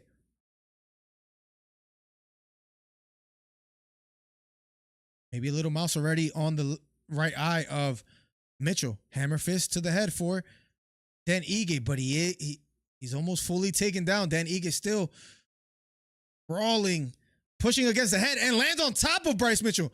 He breaks away, and they both stand up. Bryce Mitchell failed takedown attempt, and I know Trey Melton is shaking in his boots as we speak. And of course, they're not Tim's. He has some knockoff Tim's from Walmart. Here we go. Round number 1. 3 minutes and 12 seconds left. Mouse under the right eye of Bryce Mitchell. Straight right hand down the middle. Lands for Dan Ige. Circling to his left is Bryce. Blood leaking out of the right eye of Mitchell. 3 minutes left in the first round. Right straight to the body, then a right hook over the top. Misses for Dan Ige. Being very offensive. Left hook thrown by Ige. This time missing. Left straight down the middle. Lands for Bryce Mitchell. Left front kick to the body, just missing for Bryce, and another takedown attempt. And Ige again sprawling on the head. When you start fighting the higher level opponents, it's hard to get takedowns. And so far, Ige is showing that. But Bryce Mitchell gets it. And he's almost wrapped around the back. Ige gets back up to his feet. Almost circling fully towards Bryce Mitchell. Framing. Right knee to the body, just missing for Bryce Mitchell. Ige, beautiful job getting back up to his feet. And they're back in the center of the octagon. Round number 1. Bryce Mitchell circling to his left.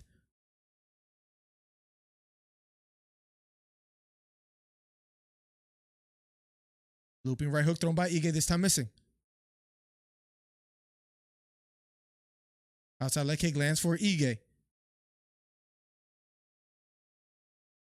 Jab thrown by Bryce Mitchell, this time landing. He switches to an orthodox stance. Now back to southpaw. Here we go. Right uppercut just missing for Ige. Big left down the middle, lands flush for Ige.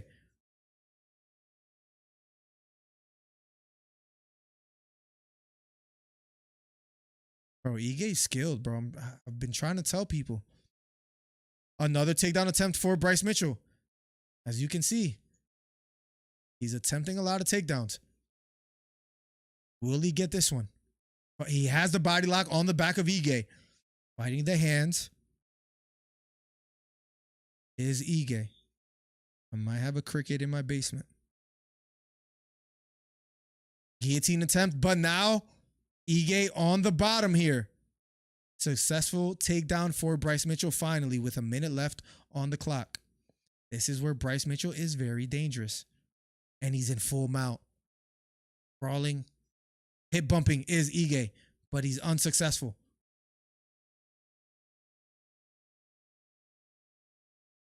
Bryce Mitchell on top.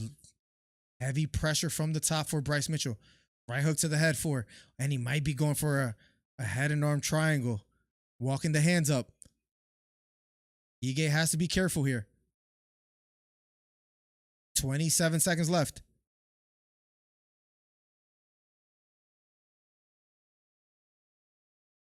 Ige trying to fight her back up to his feet.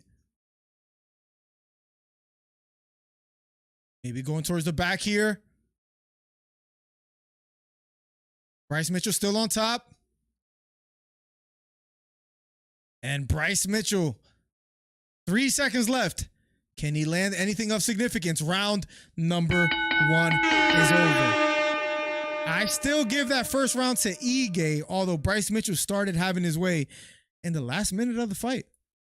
But the more significant strikes were landed by Ige. The takedown was successful by Bryce Mitchell after the third or fourth attempt in the closing second of the first round. But he did finish the round with the momentum. We'll see what happens next. Boracho says, I think Bryce gets it done. I mean, that closing minute will make you feel that way, so can't be mad at you. I got the first round for Ige as well, too. Bryce going to win this round, number 2. Yeah. I mean, he had a strong finish in that first round, although losing that first round.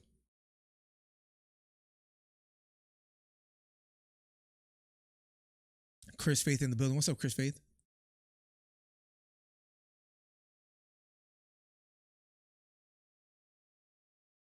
Round number 2 in a matter of seconds. What a round. This is a good fight. Bryce Mitchell looking ready. He started to have his way. I think if I'm Ige, I'm doing whatever it takes to nullify the takedowns. Because if you get taken down again, that's where it gets dangerous. Round number 2 of a scheduled 3-round fight. Both fighters near the center of the octagon. Here we go. Live odds is a -115 for both fighters. Left straight down the middle, lands flush for Dan Ige.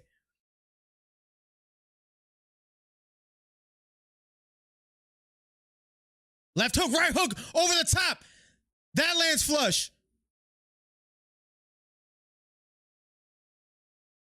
Sprawling on the head is Ige. Bryce Mitchell going for a double leg. Elbows to the head for Dan Ige. Dan Ige back up to his feet. And Bryce Mitchell felt that because he winced, he grimaced, and then he went for a takedown. Nonetheless, Dan Ige doing a good job. Has a right underhook. Blood leaking out of that right eye of Bryce Mitchell.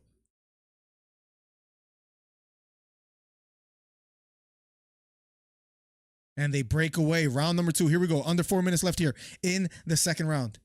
Ige pressing forward. Bryce Mitchell retreating. Circling to his left. Left kick to the body lands for Bryce Mitchell.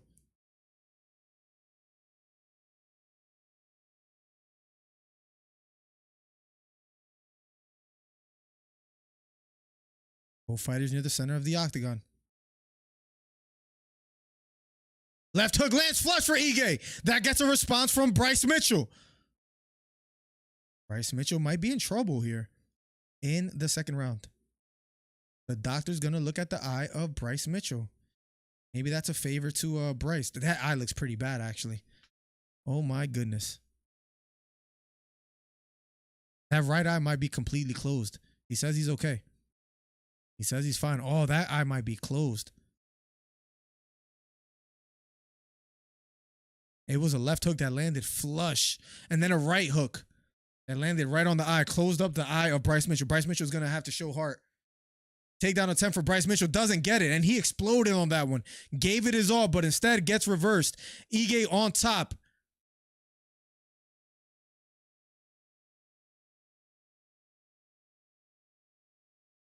Now Bryce Mitchell maybe trying to get him rubber guard here from the bottom. Dan Ige almost back up to his feet. He wants him to stand up. Here we go. Left knee to the body, just missing for Mitchell. Ige pressing forward. The right eye completely closed for Bryce Mitchell, it appears. Pawing with the jab is Ige. Mitchell circling to his left. Trey Melton right now is sweating bacon grease right now. I bet you, I bet you Trey's sweat smells like freaking like Slim Jims. Takedown attempt for Bryce Mitchell again, unsuccessful. Here we go. Left hook upstairs lands for Dan Ige.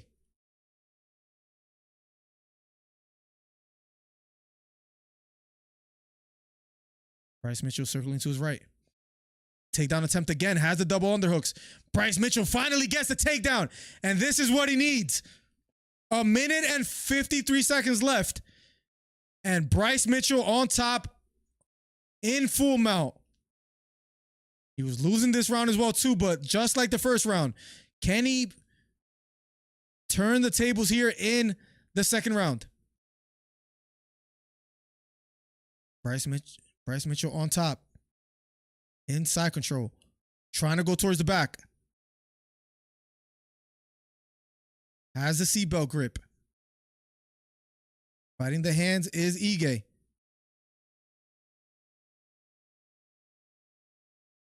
A minute and 15 seconds left. Bryce Mitchell, you got to give him credit. He is pretty slick with his wrestling and jiu-jitsu, and he's on the back of Ige now after losing majority of that second round. The first like 3 minutes and 40 seconds he was losing until now. Oh, maybe going for a rear naked here. Maybe going for an armbar now, switching to an armbar. We'll see. Has that Kimura lock from the back. Ige trying to defend. 43 seconds left. Oh, it's flattening out Dan Ige. Ige has to be careful here. Maybe going for a head and arm choke. Ige trying to fight it. I think he has enough space with that with his left forearm. I think he's okay here. 27 seconds left. 20 seconds left. 17 seconds left.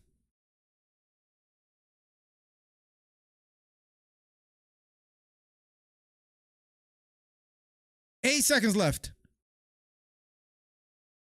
Who do you give this round to again? Round number 2. Once again, Dan Ige won like the first 3 minutes and 20 seconds, 3 minutes and 30 seconds, and then Bryce Mitchell started to dominate. I still give that round to Ige. Close up the right eye. That's just me. How do you guys call it? Would love to hear some thoughts. If you edge it to Bryce Mitchell, I'm not gonna debate with you heavily because I can understand. But I still think if damage trumps all, I think you got to give that round to Dan Ige again. Bryce talked all that about making this interesting and then had a mid-ring walk and a CTE field screen with a Bible in hand, says Beta. Bryce going to win this round too. Well, you were wrong like you usually are. Snipey says Bryce should go to an actual gym instead of just chasing chickens around his farm, says Snipey. Trey got it 2-0. Bryce says Boracho. 1-1. That's fair. Damage trumps. If damage trumps all, I say that second round goes to Ige as well. I have a 2-0. Nonetheless, that right eye is closed. Here we go. Round. These freaking judges, man. With the judges, you never know.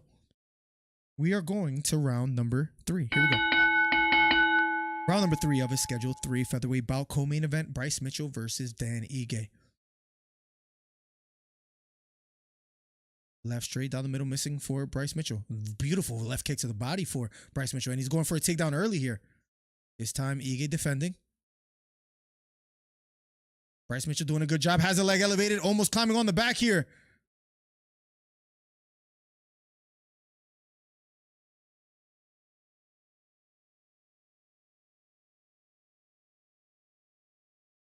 And Ige trying to fight the hands. Bryce trying to drag him to the canvas. And Ige somehow lands on top.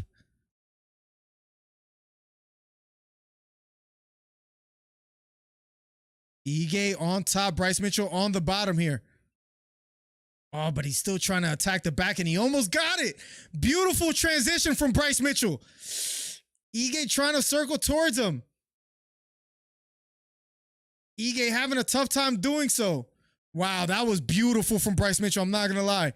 And he has the body triangle as well.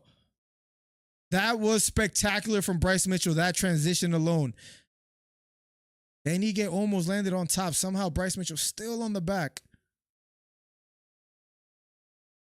And he has the body triangle. And he's on the back of Ige. Ige trying to defend. Wow. Bryce Mitchell on the back. And he switches the body triangle to the other side.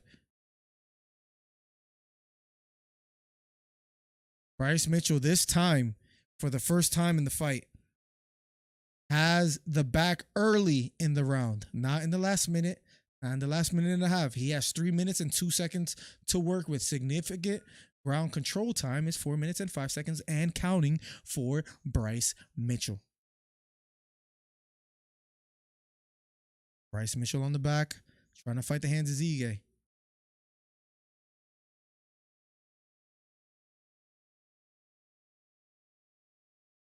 Not being too offensive as of yet.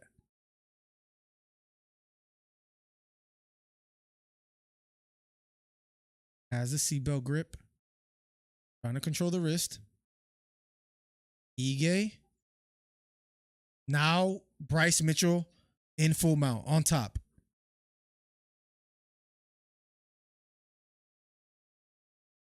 And Ige framing against the wrist. Trying to post on his left arm. Trying to get back up to his feet. And he does a good job of doing so. Fighting the hands. Bryce Mitchell still going for the takedown.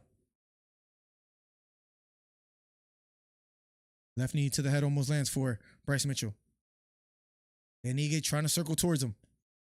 And Ige back up to his feet, shoulder against the cage, but Bryce still trying to drag him down to the canvas. Almost wraps a leg around. And Ige still trying to circle towards him.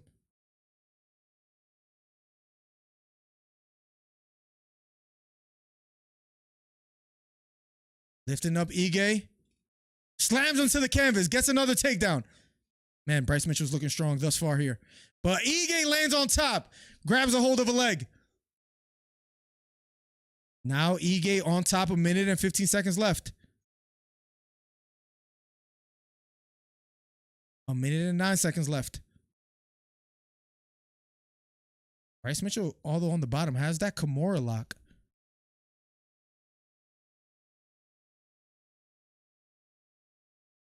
And Ige successfully lands on top, but only has 50 seconds to work with. Bryce Mitchell still has that Kimura lock. Ige has to be careful.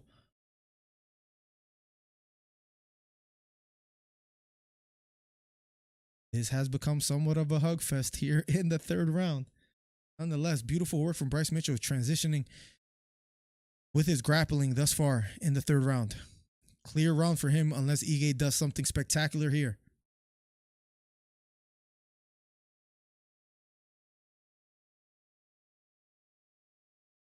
$18 seconds left. Oh, this is going to go to the scorecards. Ige on top. Ige almost in full mount. 8 seconds left. 5 seconds. And round number 3 is over. Both lift their hands up in the octagon. Hito says 2-1 Bryce. I say 2-1 Ige. I mean, look at the guy's face. But we're going to go to the scorecards in a matter of seconds. Wow, what a fight. We're about to find out shortly. That was an interesting round to say the least. Wow.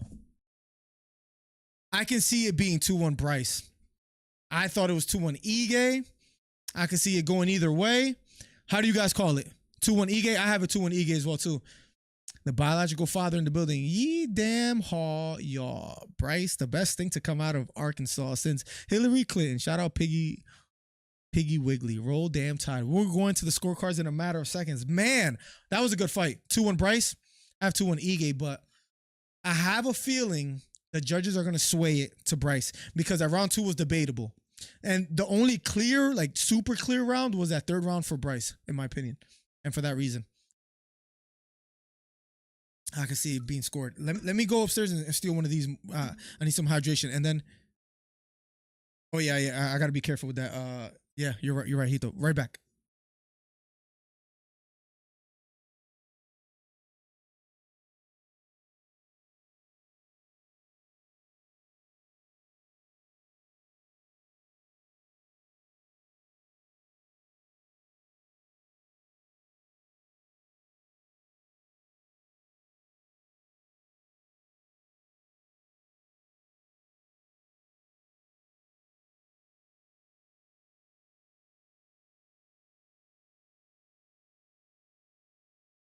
All right, we're going to the scorecards.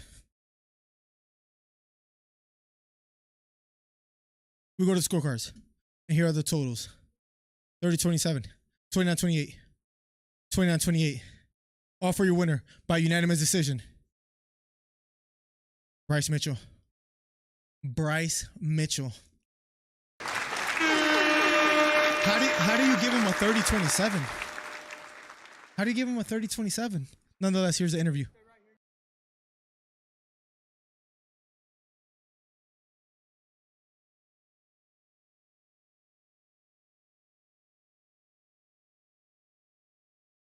He has a holy Bible. 30-27 is outrageous. Plugs. He's the hardest hitter I've ever fought. I didn't expect him to be so fast and move so well. His grappling defense is so good too. I brought this Bible here tonight because I do believe Satan is taking over. Is these fires in Hawaii? I'll be donating $5,000 to Dan Ige to give to people in Hawaii. I know he lost friends, lost their homes, lost their children. And I love these people with all my heart. Says Bryce Mitchell.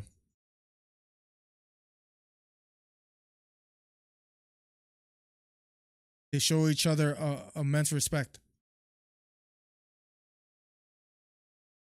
How much did that impair you, the cut on the eye? Oh, that's a scratch. That ain't nothing, says Bryce Mitchell.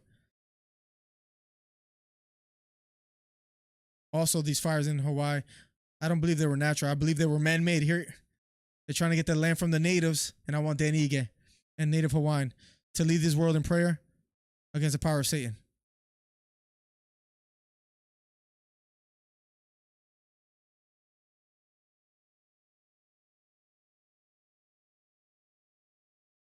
Please let Dan pray. Bisping doesn't let it happen. They pray together in the octagon. And there you have it, guys. Bryce Mitchell gets the win. 30-27 is a wild scorecard. But nonetheless, Bryce Mitchell gets the job done. It's like he can't stop the intrusive thoughts. Judge is smoking some good. It's 30-27. Bryce Mitchell is outrageous. There's no way. That first round, clear Dan Ige. Clear. Kamaru Usman and Vettori in the octagon. As we speak. There you have it. Islam Makhachev versus Oliveira 2 will be on October 21st. That'll be the next pay-per-view card. It'll be Islam Makhachev and Oliveira headlining Costa versus Chimaev in the co-main. Damn, who do we pick to win on that one? We'll talk about it Monday. Magomed Ankalaev versus Johnny Walker. Magomed, I'm going to pick for that one right now. And then Imavov versus Aliskerov on that card. That's not the worst card. The more I look, the more I like as far as UFC 294. I'm not gonna lie, UFC's doing their thing. Up next will be Fiziev and Gamrot, the main event, the last fight of the night. Maybe I'll open the phone lines in a second and we'll hear some people's opinions on the main event. But nonetheless, if you don't get to call in today because you're busy and you got Metro PCS like Hito, don't worry about it. You can call in Monday morning, 11 a.m. We'll be doing a morning live stream like we always do, Monday morning podcast. Dang, 2 p.m. start time for 294. People got shortened. That's a perfect time for me.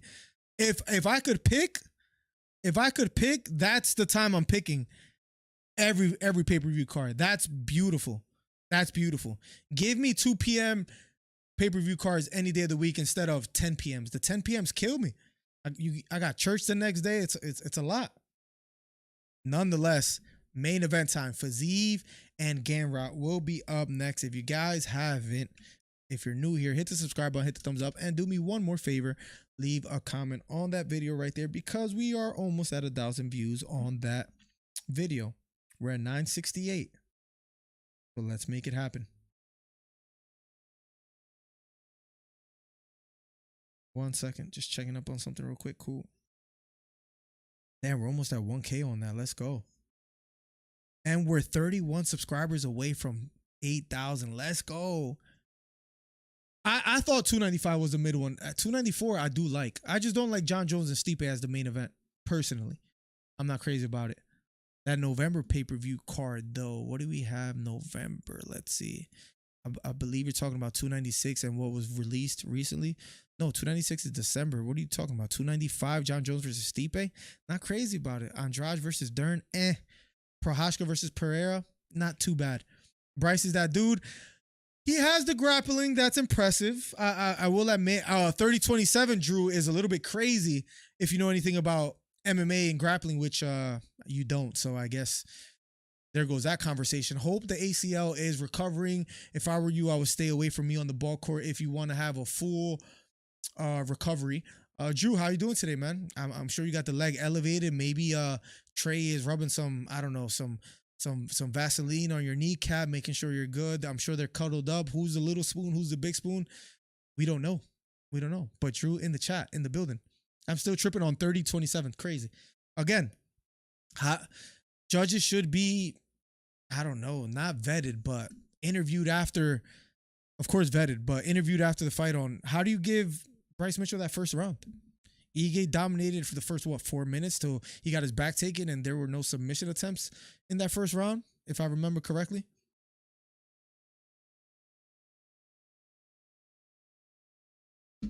Yeah, all jokes aside, I hope you're recovering well, Drew.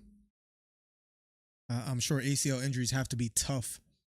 I'm less impressed with him with every fight. I started a Bryce fan and I am nowhere near that at all. Listen, I'm not going to lie.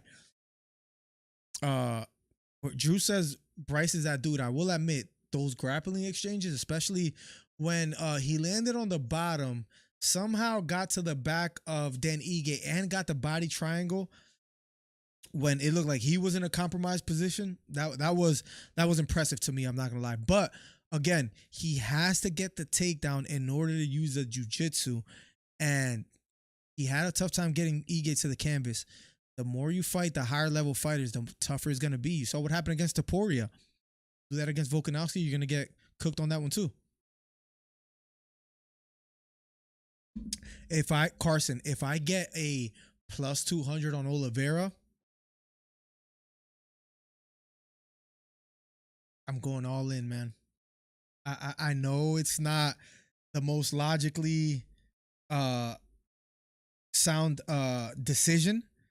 Oh, 7,970 subscribers. We are 30 away from 8,000, man.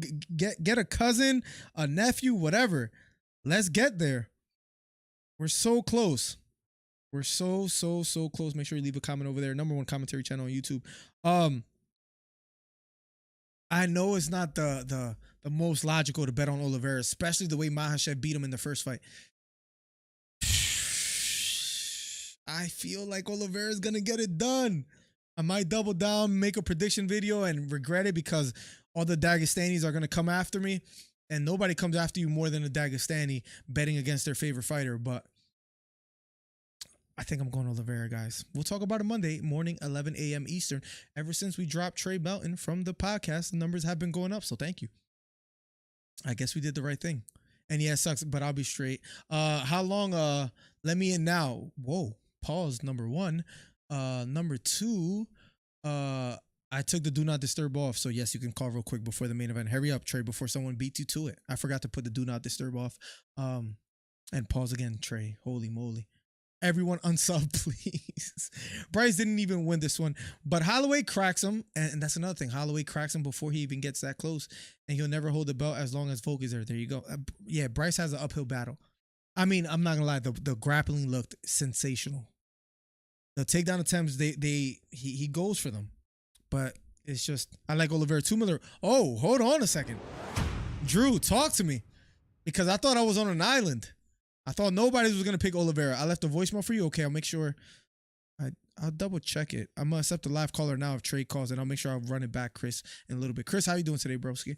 You like Oliveira too? Why? Trey, if you don't call in the next 10 seconds, I'm going to close the lines because I have to cover this fight. And there you have it. Or this might be Chris Faith. Let's see. Call from. Repent, Miller. It's time to repent.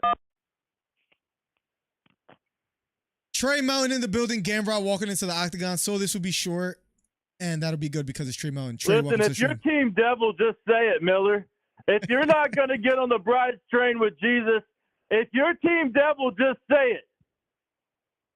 And you want to talk about going to church tomorrow, and you're going to bet against Jesus in the octagon? I didn't know Bryce was Jesus. He's not Jesus, but he's holding the Bible up, and he's representing him, and he's talking about him. And you're betting against him. It makes me sick. Hey, if you're Team Devil, just say it. He's holding the Bible. Trey, let's give you a quick Bible trivia. Let's just have a little fun, okay? I'm going to give you an easy question first, maybe a harder question next. Name me the first 5 books of the Bible without looking it up right now. Miller. There you go, guys. There you go. There you go, guys. There's the delay as he looks for. Okay, so here comes Mr. Genesis, Jesus. Exodus, Leviticus, Numbers, Deuteronomy. You needed a little. You saw how he paused. Should I keep going? You saw how he paused. I don't choose the devil's side, Miller. Of course, I'm Team Bryce. Of course he can keep going. I know what he's trying to do. He talks a little crazy sometimes, but it makes me absolutely sick that you're still sitting here betting on him. And look, you're going to do the same thing you did with Sean O'Malley and every other guy that I chose that now you root for. You're going to choose against him every single time until finally he keeps winning. He keeps winning. He keeps doing it. And then he's going to have a championship shot, and you're going to choose him. And look, you're going to act like you were on his side the whole time. It makes me sick. We see through it.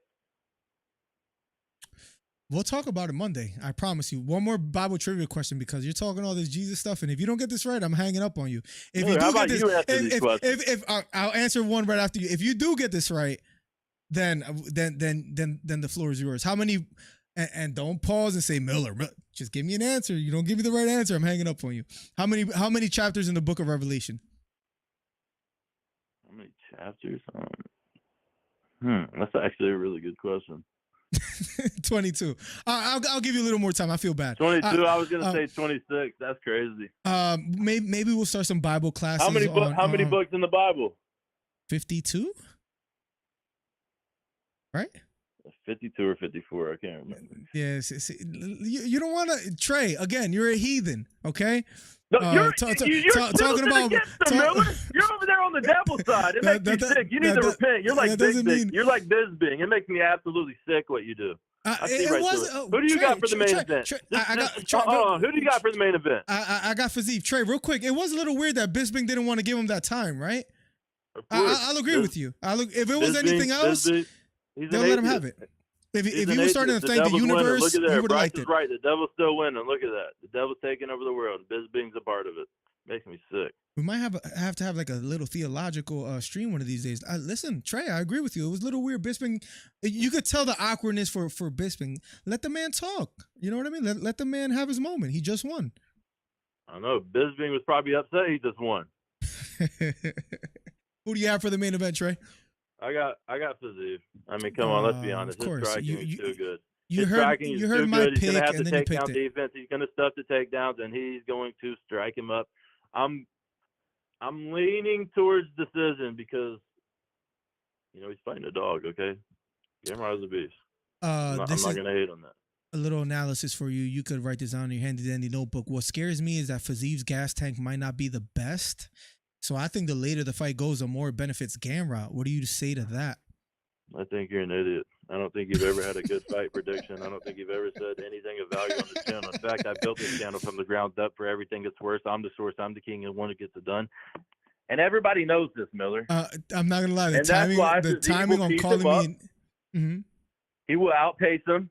He will stuff the takedowns, and he will be just fine. He's going to damage them enough that the takedowns in the late rounds aren't going to matter. The timing on calling me an idiot was perfect. I'll give you that. That was hilarious. So Fiziev by decision is your final prediction for the main event tonight? Yep. Trey, I'm gonna need you to call in Monday morning. As much as I dislike you, if I want to, I will. You don't get to demand when I call in. If I want to bless the channel again and bless the viewers, hey, guess what, viewers? If you want to have a cliffhanger, maybe I'll call in. There you go, Miller. Now you'll have more than 8 people viewing on Monday, and maybe some people will be there to see me call in. I don't know. Maybe I will. Maybe I won't. I'm not sure. It depends on what you're talking about. You know my rule. If you don't have more than 8 viewers in the chat, I'm not clicking on it. The only reason I want Trey to call on Monday is because I want to talk Leon and Colby since that fight got announced. And that's I knew that would get him. His panties in a bunch. Be there, baby. He said he would be. I don't know if you saw Colby's last interview. He said Trump is going to be live in the building in front row and center. So and guess what? Goodbye, because I know you have Leon, and guess what? It makes me absolutely sick that you would even choose him. Colby is going to freaking do it. Look at this. I would put some money against you, but you still owe me $20. I've been calling this for years, Miller. This is why I'm the source. I'm the king. I'm the one who gets it done. I'm the one who built this. I'm Bob the Builder. I'm the one who built this channel from the ground up. You had Usman beating Leon. You had Pereira beating Adesanya. I don't forget. So this whole you've been calling things. Yeah, you got 1 of 2 out of what, like 100? Well, let's just pump the brakes a little there. Stop that. Please stop that. I'll talk to you Monday, Trey. It's great having you. I feel like I wasted my time. We'll see about it. The source is out. Y'all are a bunch of bums, bunch of little fanboys in the chat. Chris Faith, you're a weenie. There you have it, guys. #1 commentary channel on YouTube. Trey Melton with the call. We'll be talking about Leon versus Colby on Monday. So make sure you're here. Nonetheless, main event time, ladies and gentlemen, in a matter of seconds. Let's catch up with Chad in a little bit. I think he catches him. I think he catches him too, Drew. I feel pretty damn good about that. And I didn't see a voicemail, Chris. I have voicemails from Trey. I don't have nothing from you, Chris. I would show you my screen, but then that'll be weird and that'll be giving people's phone number away. Everyone on sub, please. I left a voice. I didn't see it. You see all of the Shavkat fans all up in Thompson's. And no, what are they saying, plugs? He almost lost an eye. Jesus Christ. Charles Du Bronx. I sent you a video on Discord. Play that real quick. Let's see. Let's see what we have in Discord. Let me pull it up real quick before the main event starts. He needs to pray after that video. 3 seconds. I'm gonna look at Discord before. Okay, hold on 1 second. Oh, it's about to start. I'm gonna have to do it afterwards. Oh, hurry up. Discord is look how long it's taking me. I don't know why. Okay, I got it. 3 seconds. We got time. What do we have here? Discord. Let's see. Wait, you didn't put. Oh, you sent it in. This is Trey, I think. Hold on. Give me 1 second. I gotta pause this. I gotta go open Discord. Let's see. This is Trey, I believe. Let's see. Hold on. How do I rewind this? Okay, this is Trey, an audio message, I guess, sent from Trey to Hito. Let's see what he had to say. I can't wait to blast this guy.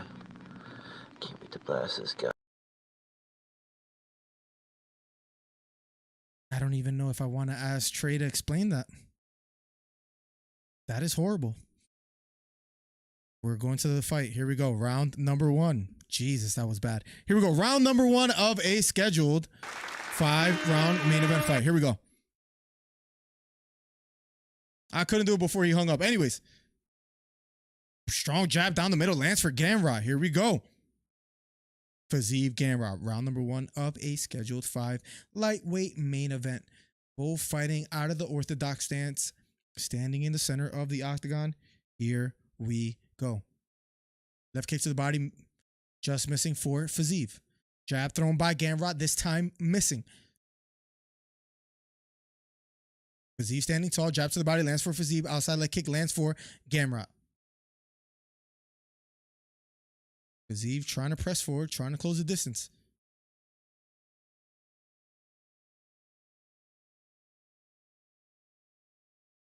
Head kick thrown by Gamrot, evaded by Fiziev. Jab to the body lands for Fiziev. Feigning upstairs, letting it go, does Fiziev. 3 minutes and 25 seconds left on the clock. Big right hand down the middle, lands flush for Gamrot.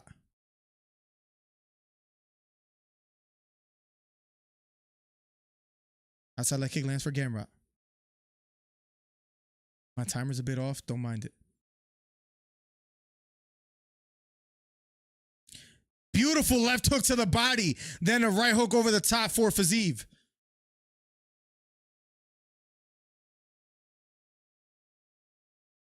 Plugs, I don't even know what to say to that, Plugs. I'm at a loss for words. Maybe we'll discuss it right after this.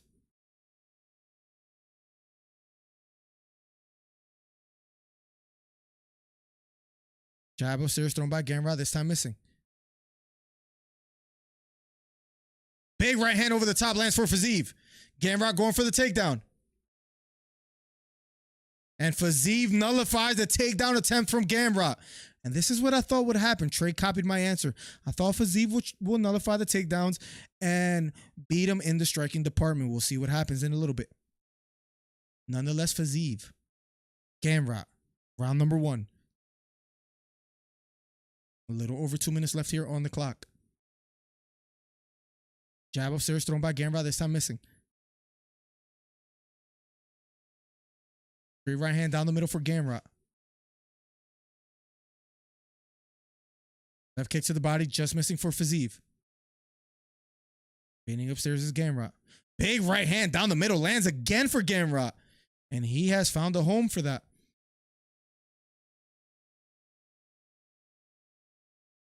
Fiziev circling to his left. Guys, make sure you hit the subscribe button, hit the thumbs up. We're closing in on 8,000 subscribers. Let's go.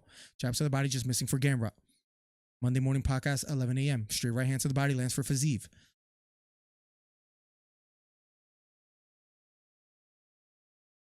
Right hook to the body for Fiziev. Outside leg kick missing for Gamrot. Jab to the body misses for Gamrot. Left hook misses for Gamrot. Beautiful left kick to the body, lands flush for Fiziev.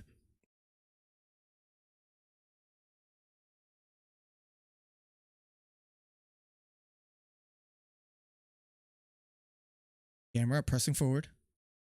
1-2 thrown by Gamrot, this time missing. Circling to his left is Fiziev. Right kick to the body, lands flush. Then a jab upstairs, lands for Gamrot. Gamrot having success here in the striking department as well, too, against Fiziev.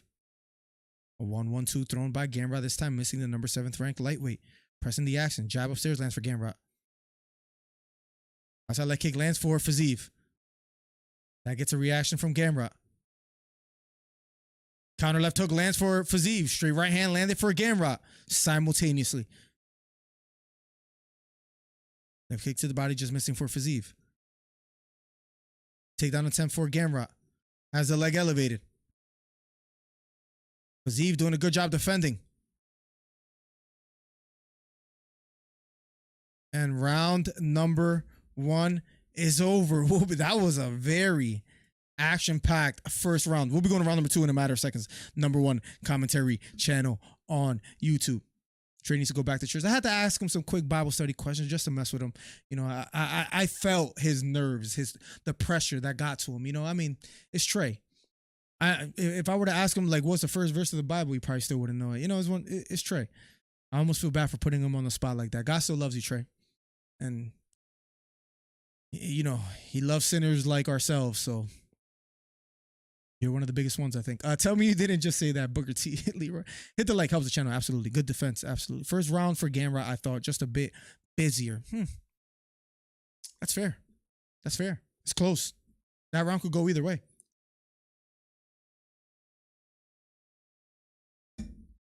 Round number 2 in a matter of seconds.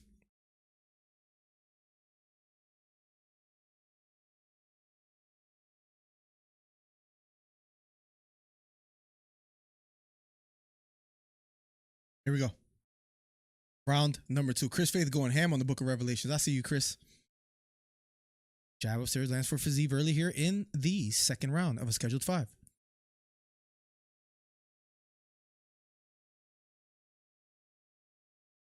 Bending to the body is Fiziev.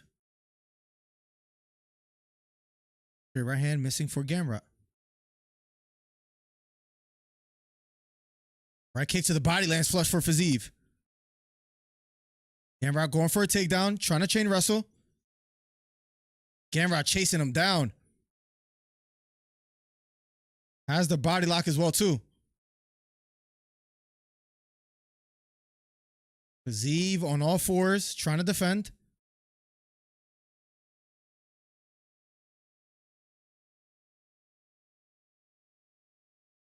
Fiziev trying to fight the hands, but Gamrot with the body lock.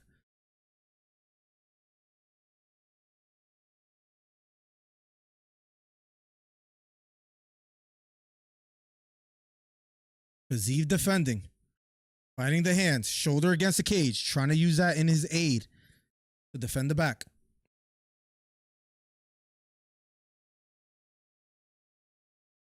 Fighting the hands is Fiziev still. Fighting the body lock, shoulder against the cage. Fiziev pushing the hands down. Gamrot, man. Strong in this position here. Left hook to the body out of the clinch for Fiziev. Trying to lock up a single leg now is Gamrot. Fiziev defending. Right knee to the body, just missing for Gamrot. Beautiful job from Fiziev. Gets away from the cage. They square back in the center of the octagon. Right kick to the body. Oh, and he broke his foot on the entry. And Fiziev landed a kick on the elbow. Breaks his leg or something happened near his foot. Falls immediately to the canvas. Freak finish. Round 2 win for Gamrot. Oh, you heard the snap on his leg. That's the problem with going with some heavy kicks. Yeah, they're dangerous. One of the most effective ways to hurt your opponent. But in return, something like that happens and you find yourself in the canvas.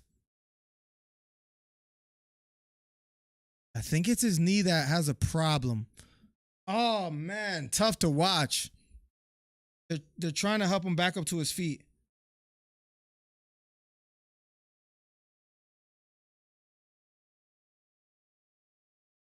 Oh. It looked like his shin landed right on the elbow of, or right on the forearm. Let's see it again. Yeah, right. His right foot right on the elbow of Gamrot. But it might be the knee that took. Oh, that hurts. Yeah, something with the knee.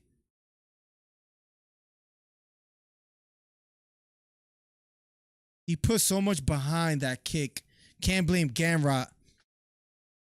Jesus. Something with the knee. Maybe it hyperextended it. Jesus Christ. Felix El Gato Negrón. Saludos de Chapala, Jalisco, Mexico. In the building. What's up, Felix? How you doing today, broski? Why is this dude celebrating? He was shooting for his life. He just pulled the me. I jinxed him. I was gonna say it crossed my mind. Damn, Drew was like bad luck for a Fiziev, I guess, because Jesus Christ. As long as you're right about Oliveira, this one doesn't matter as much. Drew. Oof, man, for real. Hope is not too bad. Maybe we get an explanation on it in a bit. Told you Gamrot was going to win. You were right.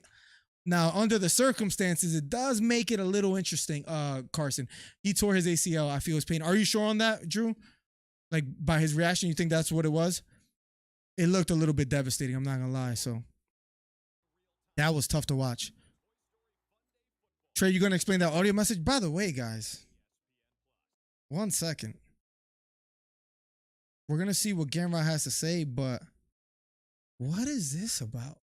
This is a message Trey sent, and I I can't wait to blast this guy. Can't wait to blast this guy. I don't know how Hito gets this information, but you could tell that's Trey's voice. If anybody can explain that to me, please do so. Oh, that kick, man.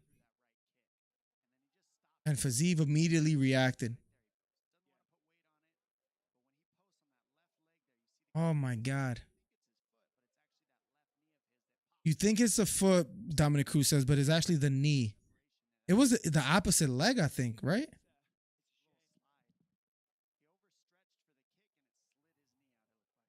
Oh, my God.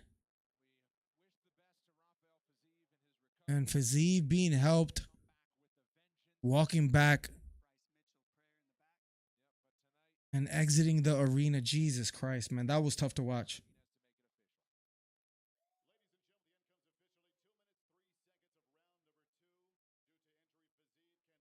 Due to injury, Fiziev cannot continue. Gamrot is the winner. You look at the rankings now. What does that mean? Fiziev now just losing to Gaethje, and now Gamrot. Gamrot was number 7, beating number 6. Does he get Chandler, Dariush, Poirier, Gaethje, Oliveira, or the winner? We'll see what happens next, but Gamrot gets the win. That was tough to watch. Oh, that was tough to watch.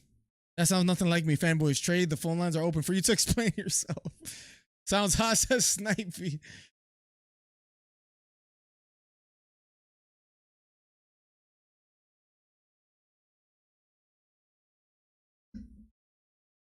He said he prepared for that. Bad situation, bad accident.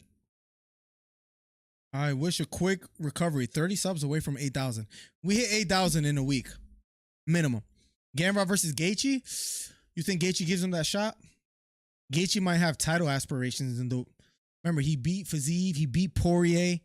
He might be looking up instead of down, Carson. And as much as I would like to see that as far as entertainment value and skill-wise, I don't think that happens. Yeah, he's going to make me dox him, says he. Goes to show wrestling is number 1. I think that's the best base to have.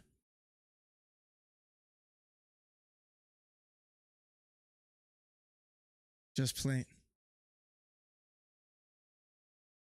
Justin is sitting out for the title. That's what, yeah, I think he's going to be looking to fight up. They from ATT, they aren't fighting. You never know, man. What do you think they're going to pull him a Robin Sterling? My goal was round number 3, 4, 5, says Gamrot.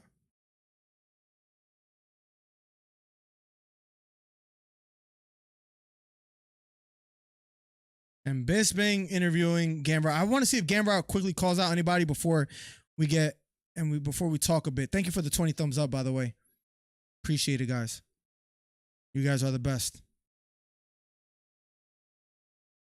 This is not what I want to winning this fight. I'll get home rest and looking forward to fighting next year. Who do you want next, says Bisping? Let's see. So Fiziev is one of the top guys. Remember, he is number 6. Top 5 is booked. What does he do? Plugs. I thought it would have been Gamrot, but I will take that win as well. Didn't look amazing, but a win is a win, says Boracho. Absolutely. Absolutely. At the end, he wants to advance to top 5. He says, let's see what else. My dream fight, of course, is the champ Islam Makhachev. But next fight, I would like a challenge. I would like Oliveira. I would like to fight this guy. Regardless of the circumstances, you are the winner, says Bisping. Fiziev hurts himself. Gamrot is the winner of the main event tonight, guys. Another fun stream. Number 1 commentary channel on YouTube, guys. We had a lot of fun. Monday morning, we'll be back. We'll be talking some Leon versus Kobe. We'll be talking about these new fights that are announced. Stephen Wonderboy Thompson versus Shavkat. John Jones versus a 47-year-old fireman. Plenty to talk about. 296 in general. Is Sean O'Malley going to be added on to the card or some card in 2023, or are we going to have to wait till 2024 to see him fight? I feel like the UFC is going to have something up their sleeve, is what I would say. Charles eats this dude. I think Charles beats think Charles beats Islam Makhachev, man. I know I sound crazy, but usually I do, and usually I'm right. Let's just be honest, man. I've been right a lot lately. Was I right about this fight tonight? No. Is that my fault? No one's fault. Fiziev suffered an injury. Maybe he would have won if that never happened. The win is a win regardless. But nonetheless, Saturday, October 7th, we have Grant Dawson versus Bobby Green. Then we have Edson Barbosa versus Sadiq Youssef on October 14th. So not the most liveliest, exciting cards. But then October 21st, we have Oliveira versus Makhachev. Chandler hasn't beaten no one in the top 5. He has that kind of star power where I think he's going to be still fed the top 5, as crazy as that may sound, right? But he needs a win. Chandler might get Conor still next. I don't even know what's the situation on that, on whether I believe it's going to happen. I guess we'll see, right? But that Conor McGregor Chandler fight, it appears that it's going to be going on in 2024. Or you can show the people another video of Trey from Discord. Tell Trey the phone lines are... Trey is hiding from us after that. Is Gregor McConnor still ranked? Do they still have him in the rankings in the lightweight division? I don't think so. No, he is not. Who knows what happens with Conor next? We probably see O'Malley till February or March. Against who? Cheeto Vera, Carson? I've become a Sean O'Malley fan. I gotta admit, I can't wait for his next fight. I mean, what fights are more exciting than Sean O'Malley versus Cheeto Vera right now? Maybe Leon versus Colby. That's like my number one right there. Again, I'm not that excited for John Jones and Stipe. Nonetheless, it'll sell well, I'll be honest. What other fights? Pereira versus Prohashka, which got made. Another good fight as well, too. There are some good fights out there, guys. He's out the rankings. There you go. Once again, go check out the video. Leave a comment. I'm going to get out of here. Maybe work on some content. Maybe hang out with the wifey. Maybe somehow do both. We'll see. #1 commentary channel on YouTube. Hit the subscribe button. Hit the thumbs up. If you're new, hit the bell for post notifications. We've been coming out with shorts. A bunch. The vlog is in the chat that I just spammed like 5 times. UFC 300 Sean versus Cheeto. I would love to see it. Maybe Conor and Chandler above that as well, too. I know it's not the most competitive or people care about McGregor as much, but at the end of the day, it'll sell a bunch of tickets Monday morning, 11 a.m. as well. You're probably against Cheeto, UFC 300 McGregor versus Chandler. There you go. The return of Patty. Patty comes back as well soon, too. We'll talk about that on Monday. The most overhyped fighter in the world, Patty Pimblett. That's a powerful ass cricket, man. It's radioactive. You hear it, bro? It's freaking loud as hell, right? And I haven't been able to find it for like the last week, so... Crickets are notorious for being loud and you still can't find them. Nonetheless, #1 commentary channel on YouTube. Carson, have a good one. I'll see you in the next one. Guys, go check out that vlog. #1 commentary channel on YouTube. Monday morning, 11 a.m. Eastern. Be here. We'll be accepting live callers.